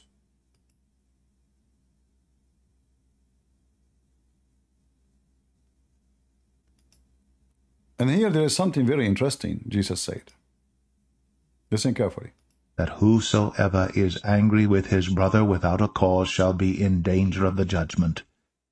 And whosoever shall say to his brother, Raka, shall be in danger of the council. But whosoever shall say, Thou fool, shall be in danger of hellfire. Muslims, did your prophet did all those things to Muslims? Did your prophet even beat Muslims? And justly. Did he say the F word to them? Did he say, whoever I beat unjustly? Unjustly. Jesus said, those who do that, they are going to face hellfire. Read with me what Muhammad he did.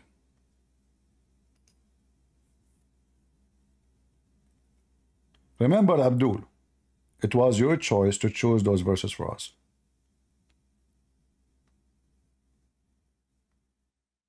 This is your filthy Muhammad. And this is very authentic hadith. You see it? Al-Bukhari, Muslims, etc.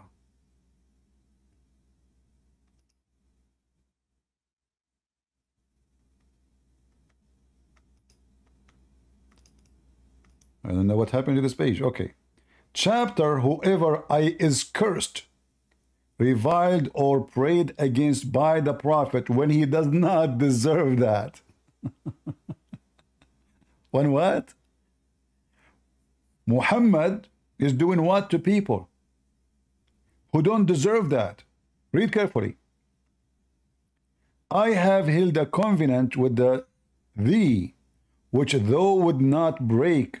So for any believer who I cursed or beat, make that, you know, like an exception for them in the day of resurrection. So Muhammad, he beat you. This is a blessing for you, unjustly. Listen carefully. The Muslim, even in their website, they make it clear. Unjustly, he beat them. He said the F word to them. He cursed them. Unjustly.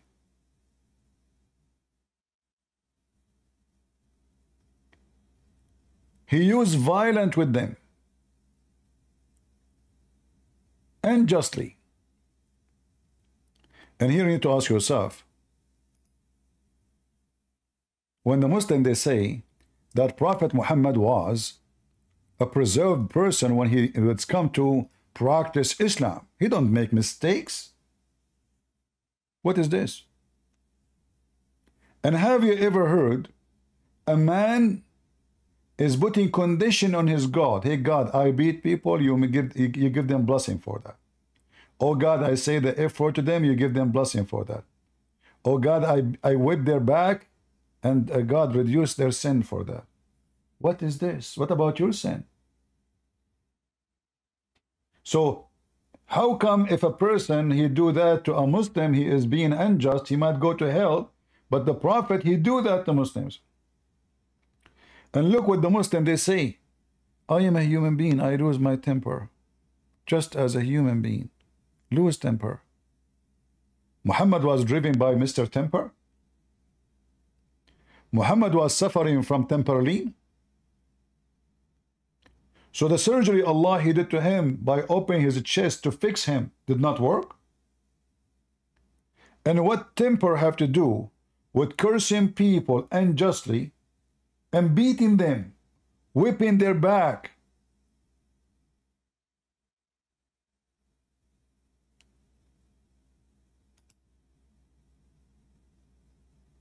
Look at the translation, by the way, where it says whipping their back in the translation. Anyone see it?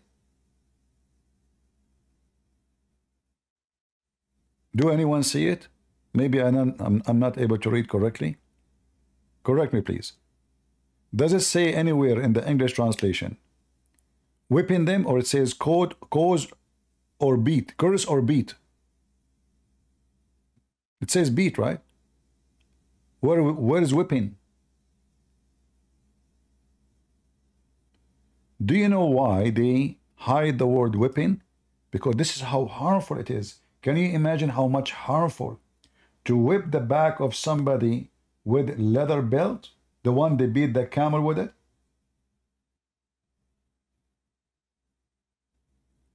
If you go here,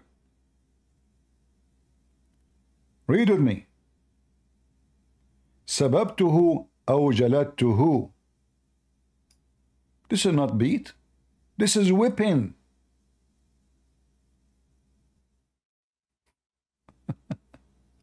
I insulted him or flogged him. Do you see how they tried to duct tape the filthy Muhammad? Hey Muslims, did Muhammad listen to the command of Jesus not to harm anyone? Jesus just said, if you just call your brother unjustly foolish, you deserve the judgment. Just by saying it. This is not even violence. Just saying foolish. You deserve hell. For he is not foolish.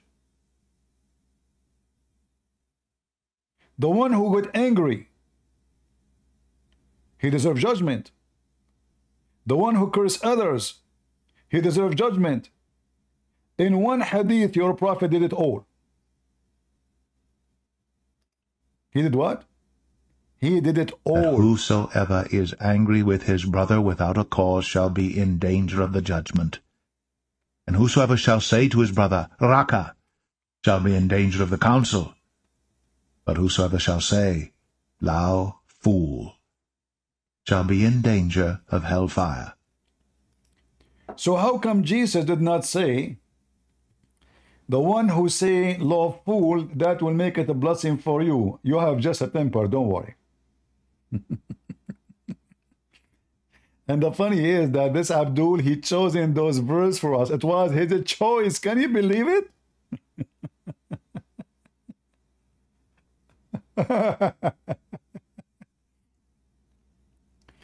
And look, he says here, quoting says, but whoever practice and teach these commands will be called the great in the kingdom of heaven. Where is the command of your prophet which fit with those commands? Potato. If your prophet himself is breaking them.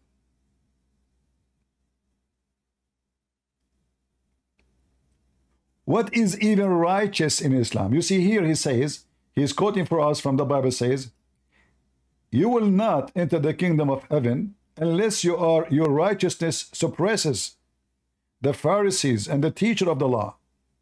So here you see the Christians, they should suppress any righteousness.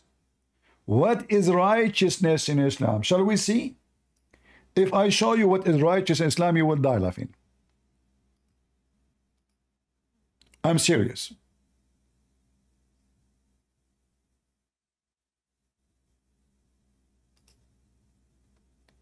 You will not believe how stupid Muhammad is.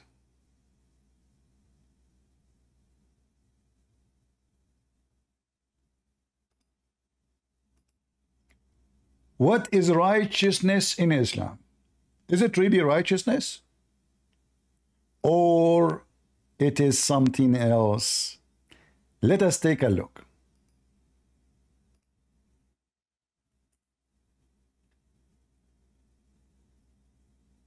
His deed will be put into hellfire.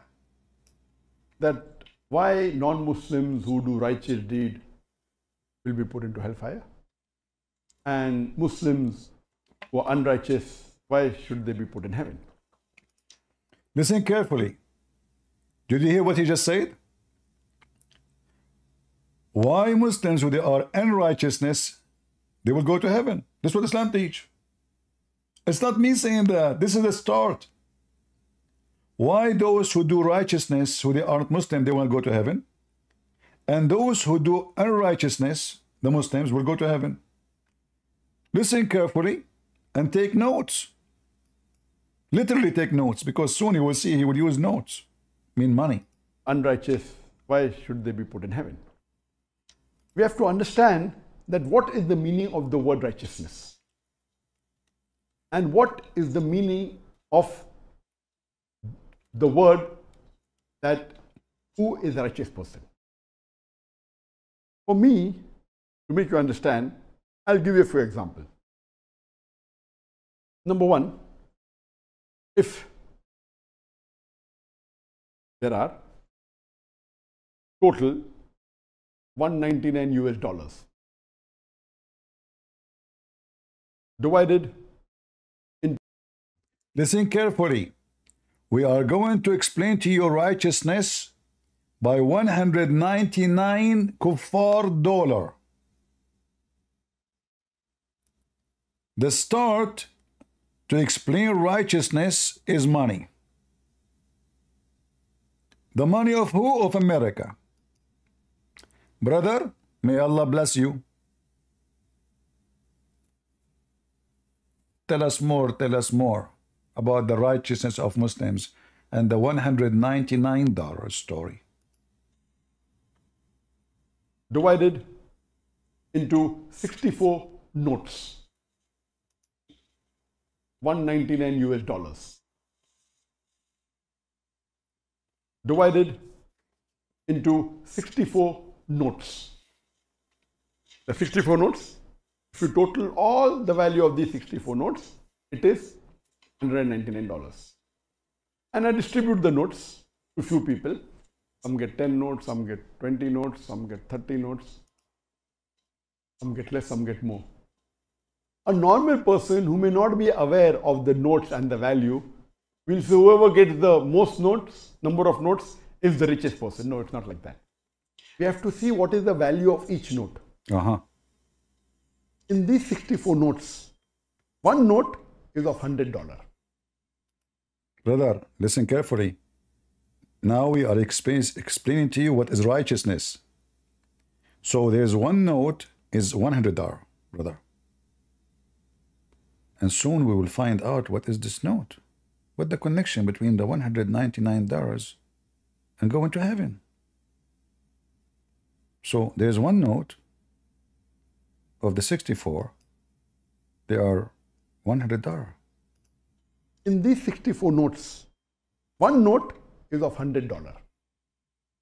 One note is of $20.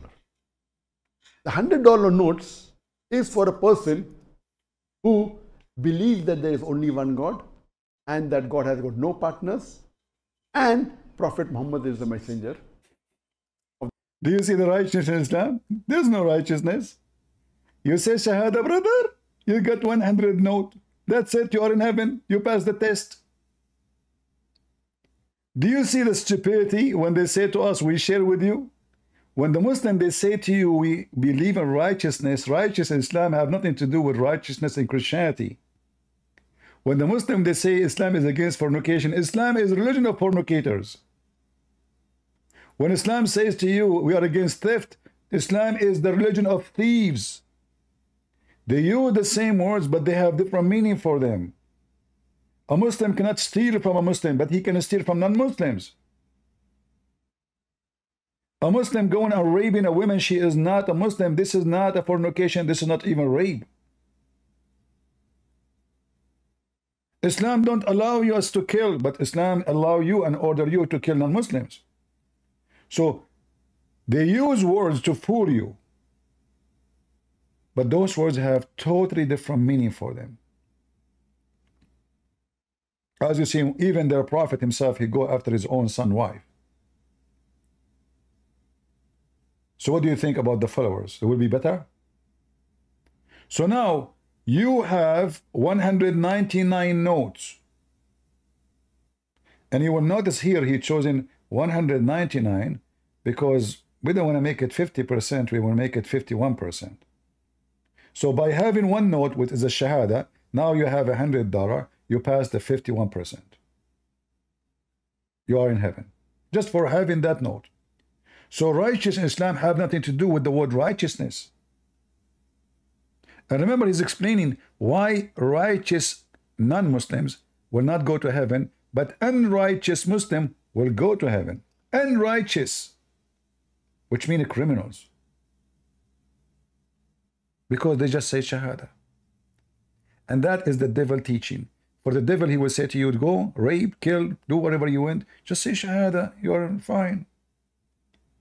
What Muhammad is doing is encouraging people to do evil, and to live evil and to die as evil.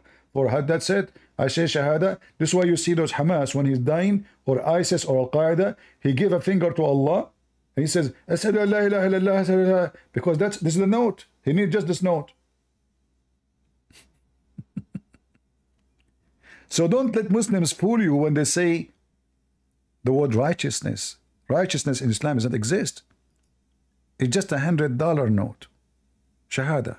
Who believe that there is only one God and that God has got no partners and Prophet Muhammad is the messenger of that Almighty. The number $20 bill. Let's go back a little bit. US dollar. Who believe in these 64 notes. One note is of $100. One note is of $20. The $100 notes is for a person who believes that there is only one God and that God has got no partners and Prophet Muhammad is the messenger of that Almighty. Satanic. The number $20 bill, US dollar, is a person who prays 5 times a day. Then there's one $10 note, there is two $5 notes. Remember, until now, what does have to do with righteousness? Nothing. He pray. Pray is $20. What? What does it have to do with righteousness? And why even you want to pray? Already you pass. Because Muslims, they believe in increase of reward. So the more you increase the notes, the more you get more reward in heaven. So the first note is the most important. This is the ticket to heaven. You go, you say Shahada, $100. You pray, brother, $20, brother. US dollar is a person who prays 5 times a day. Then there's one $10 note, there is two $5 note. $10 note is for a person who gives zakat, who gives charity. $5. So a person who gives zakat to the mosque, not even to the poor, that is, you know, that's it. He get $5 note now. Note is the person who fasts, and $5 note is the person who goes for Hajj. What the heck? So you fast, they give you another $1 or $5. What? Where's the righteousness? Until now, did you see any righteousness? Say Shahada, pray 5 times a day, fast. This is righteousness. So do you see how the scammers, they lie to you when they use the same words? What does have to do with righteousness? So now if I just pray 5 times a day, I'm righteous now?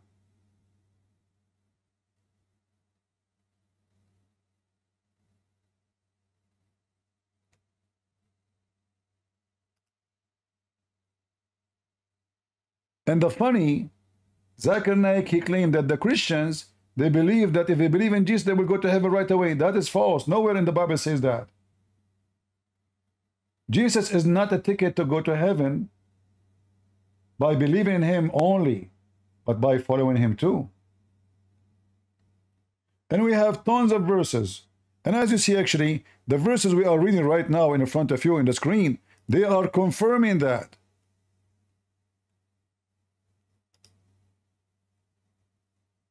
The one who do this and the one who do that and the one who do that, he will not go to heaven.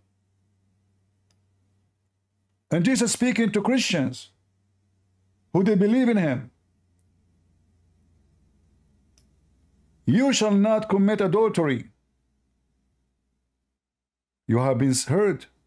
But I say to you, who's ever looked at on a woman to lust after her, committed adultery.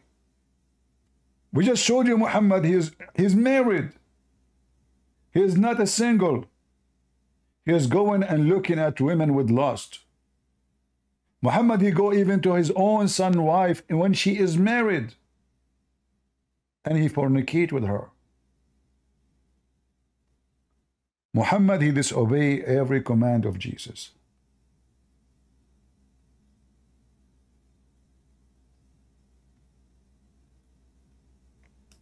And then those cowards, they come to us and they say to us that there is verses in the Bible, 99% or 100% in total agreement with the Quran. When the Quran allow Muslim women to fornicate, when the Quran command Muslim men to rent women. If I go right now, just to show you the decency of Islam,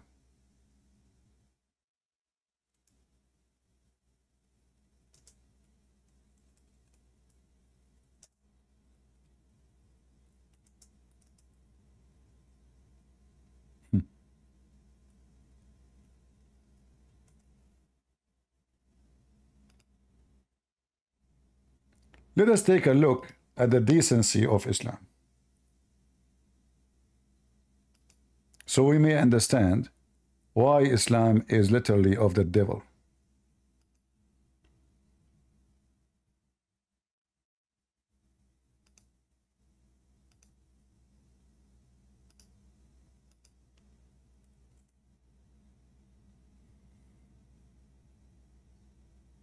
I will type in the search the word rented. Look what we just found. In some work, special term is applied to women who participate in muta. Muta, in Arabic, muta mean joy, but it's used to speak about sexual joy. Sexual joy. In other words, effing, physical. So in some work, it's a work. It's a labor. This is have nothing to do with relationship, like a man, he love a woman, you know, he lost on her, like, you know, they have fornicate, they step together. No, no, no, no. This is business. This is just a pure business. That's why it says, in some work. You see the word work? Some work. Term is applied. We have terms. To women who participate in the muta. In Arabic, mustajara. What the word mustajara mean? Rented women. What? Rented women? Muta is considered, read carefully, as kind of rental, because in general, man basic aim of this kind of marriage, they call it marriage, is the sexual enjoyment of the women. In return for his enjoyment, the women receive certain amount of money or property. And then the Muslim, they say to you, Islam is against fornication. Do you understand now why I say to you, don't let them fool you by the same words you use? So when a Muslim, he says fornication, he means something else. Fornication in Islam is doing it without a contract. Like now renting a woman. You rent her. This is called muta. It is lawful. This is not fornication.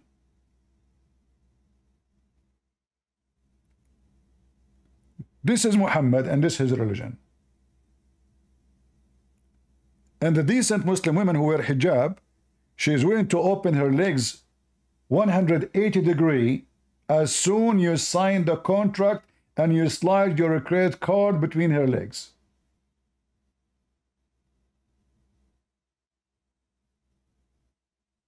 We accept dollars.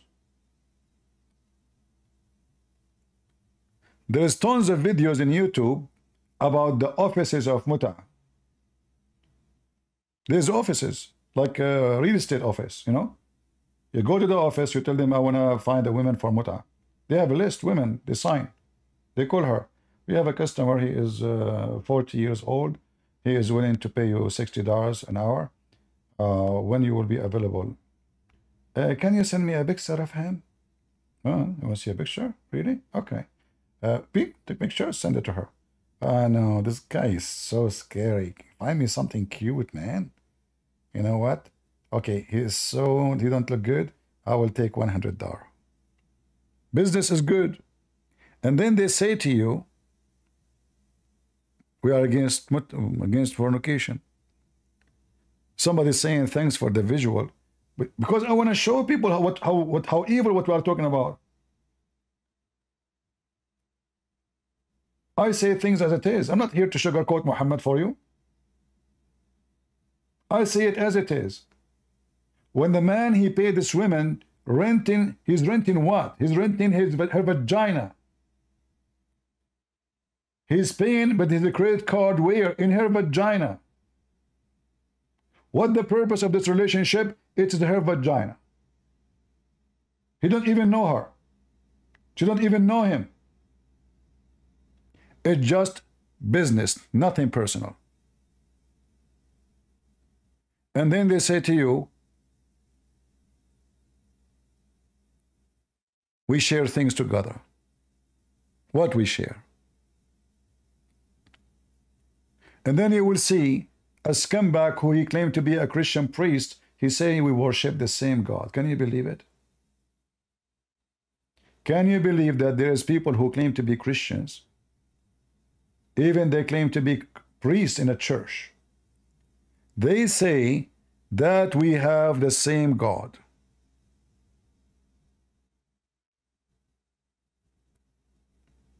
Those so-called priests, should not be allowed to teach any Christian, should be kicked out of any church. Do we agree? Do we agree? In fact, they are promoting a filthy satanic cult which is not only satanic, but it is Antichrist. Anyone remember the verse in the Bible that says, who is the Antichrist? Who is Antichrist? Is the one who denied the Son and the Father. Is that correct? This is what Islam is about. So how a filthy so-called Christian minister, bishop or a priest, he come to us and he say, we believe and we worship the same God, when the Bible make it so clear that that is the liar, that is the Antichrist, and that is Muhammad. How those people, they have little, I mean, do you even have little dignity? But this is telling you the quality of the people who attend those churches. Nobody is willing to say, what are you talking about? The Bible is so clear. Who is the liar? The liar is he denied that Jesus is the Christ. He is the Antichrist. He denied the Father and the Son.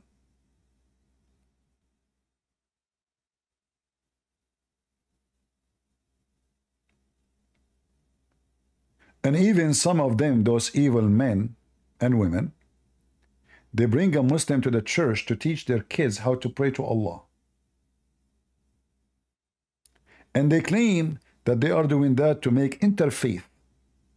That is not interfaith. This is intercourse with the devil.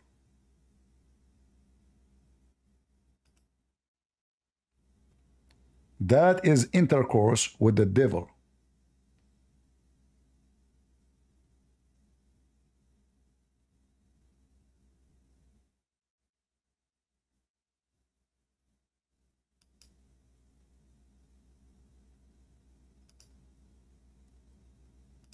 Do we have any Muhammadan?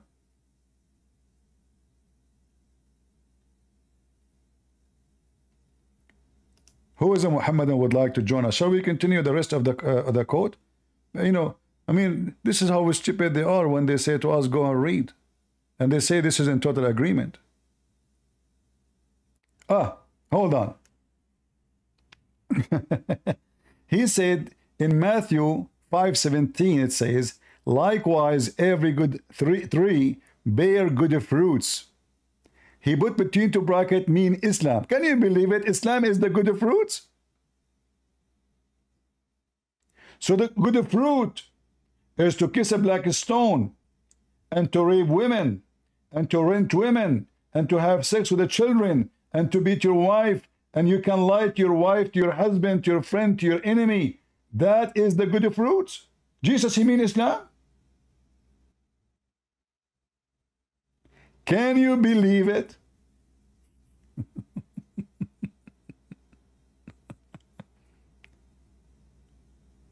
Muhammad, he said, Allah, he gave you a license to lie in three. Is that the good fruit Jesus spoke about? Or he said, Satan is the father of all lies?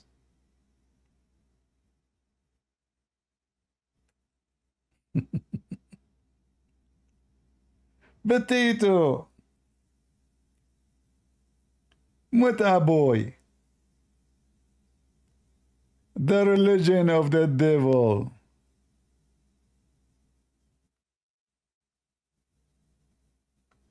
That is Islam. And the funny Muhammad, he said, lying will take you to hell. And then he says to them, you can lie in three cases. Look at those hadith. Oh boy. Let us see. Let me show you the hadith. I'm trying to find it.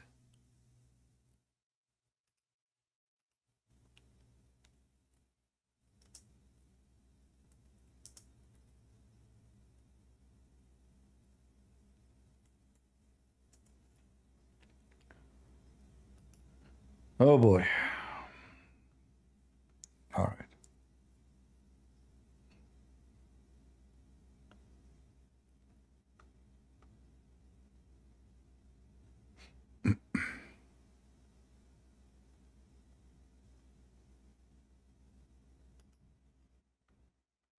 And we can show you tons of examples of Muhammad lying even to his wives. Let us see.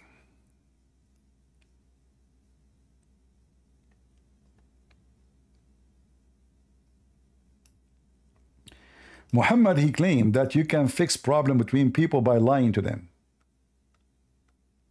And we know that this is absolutely the opposite of Jesus' teaching.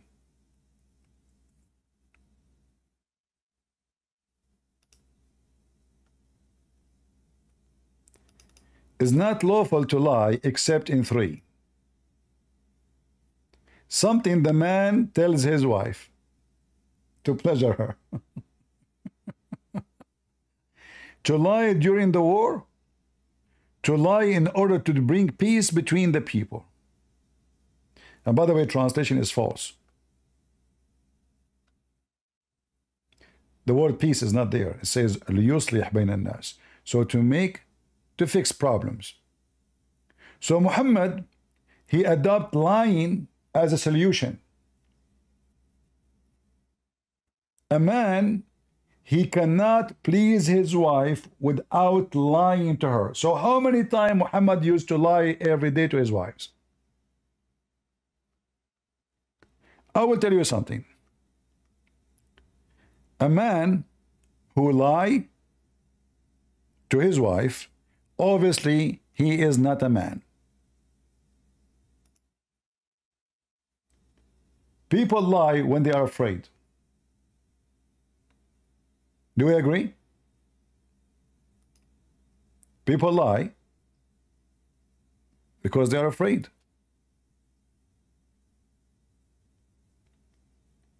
As an example, can a Muslim lie to his wife if he have another wife secretly? Yes, he can.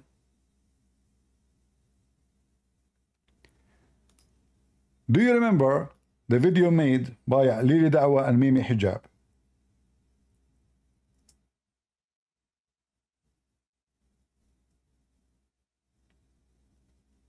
You remember it?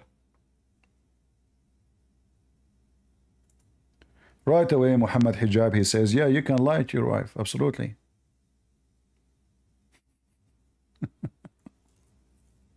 You can do what? What a bunch of whores. This is the religion of God?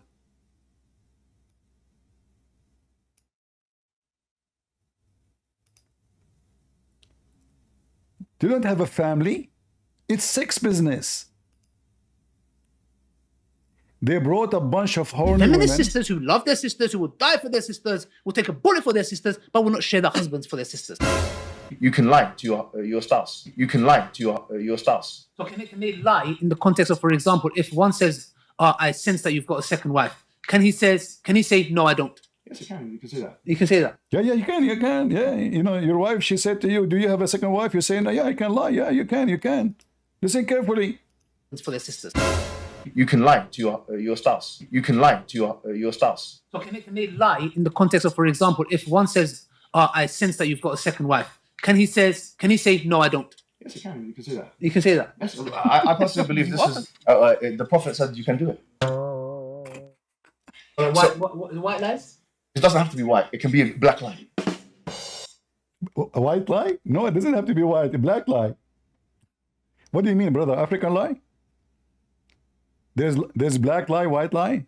What about Asian lies? I mean, do you see the garbage?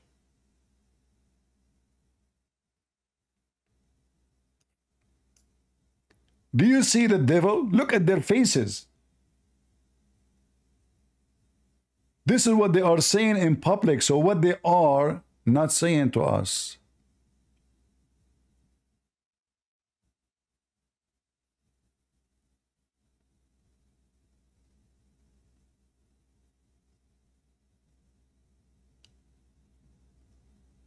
Can you believe it?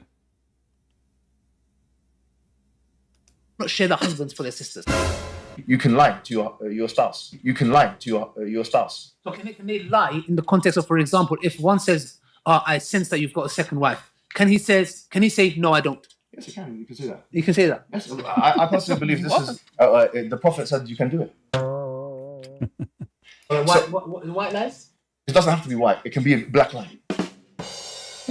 If someone does this, they get caught, for example, or something happens, or or she just asks him, where were you last night? Yeah, but even that, he can lie. The man can do it. It's up to the man. No woman can take that right away from the man.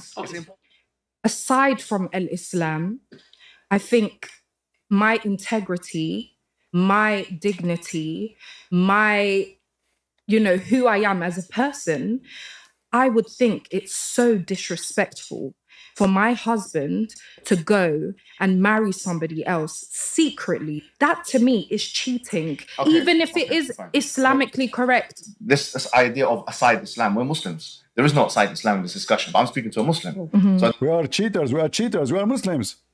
What's wrong with you? What aside of Islam? We are Muslim, we can cheat. What are you talking about? Aside of Islam, what's wrong with you? There's no aside of Islam. We have a license to lie.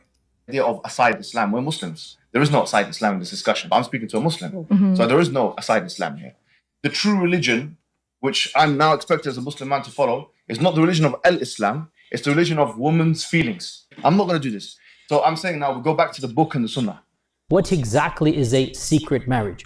It is not made public. It's not publicized. So the point is this, let me be real, yeah? If you got a good husband, he comes and he says, I want a second wife, all hell breaks loose. And then we blame this man. Yeah, but why are you keeping it secret? See the cowards? So now he knew that this is, and this, look at this is filthy scumbag religion. They claim that they are men, they grow beard. He don't even dare to say to his wife, I want to have a second wife. All of you are a bunch of rats.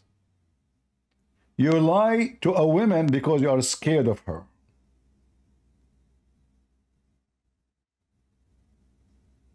That is the truth. Islam is a religion of lies. And we know that this is nothing but satanic. A family is based on trust. A family is not based on lies. The second we base a family in lie, the family does not exist. There is no family. It's just a sex contract. And this woman, she said to them, this is cheating. Why you are wearing hijab? Why you are a Muslim? You know that this is what Muslims they do. Do you know what the Prophet he did? The Prophet of the Shaitan? What integrity? Since when you have that integrity? If you have integrity, you will leave this cult immediately.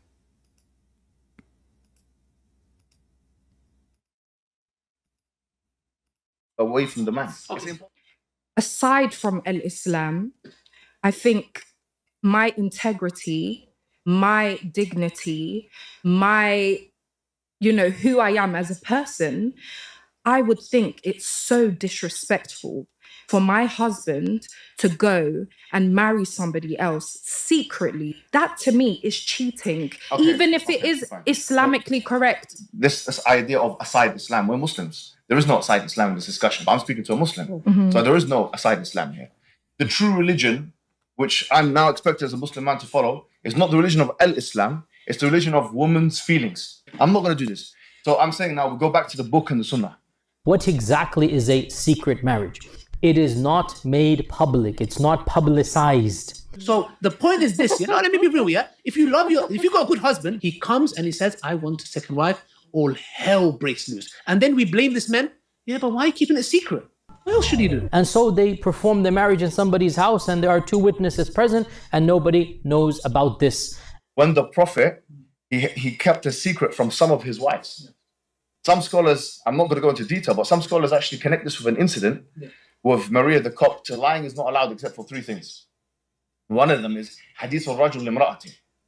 That when a man speaks to his wife. And I take my selfish needs out of it, i.e. me wanting him all to myself. I need to understand. Look, this woman, she is selfish. She want to take a man for her own. No, she cannot do that. She want to take the whole man for your own. She feel guilty. This woman, she is looking for a husband, so she is hoping somebody will hear this and will take her. She don't want you to take you for your own. She can share. No problem. Don't worry, don't worry. Just take me for one night maybe. That when a man speaks to his wife. And I take my selfish needs out of it, i.e. me wanting him all to myself. I need to understand them. So I need to sit down and I need to really think about how this is going to affect him. But this is a test to see how Allah is testing her, to see how she responds. Yes. If she decides to do the opposite, which is, throw the divorce card or throw this card, then ultimately. What a corrupt, stupid cult religion. This woman actually, she said, I understand that Muslim men, they want to have more intimacy. Intimacy? The religion of intimacy? This is what marriage is. There's no marriage. It's just intimacy. It's just sex cult.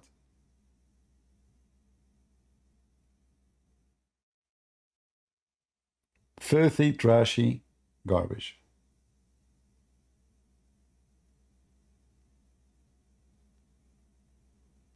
How that can be godly?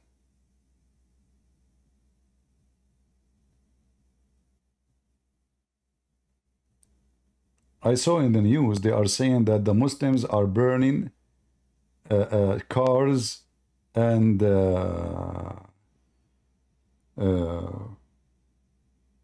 property and stores in Paris. Because they were not able to be the total winner, the leftists. The funny is that the left in France, the hippies, the homosexual, and the Muslims are in the same parties.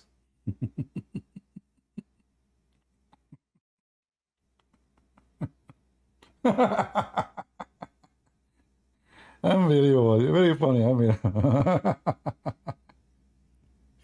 Oh boy. Anyway, I hope today we have a good time.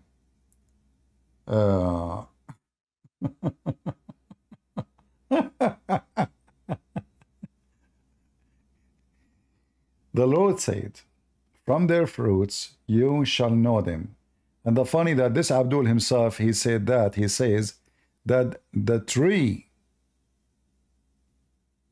likewise every good tree bear good fruits. Imagine Abdul quoting what Jesus said about good fruits. So the good fruit of Muslims is burning, destroying countries, lying to their wives, having children out of wedlock, sleeping around, having sex with women, even having sex with animals, which does not prevent them from doing Hajj, chasing little girls at the age of 6 years old, killing non-Muslims, discriminating those who are not Muslims. Many people do not know that according to so-called Islamic law, if a Muslim kill a Muslim, he shall be murdered or killed.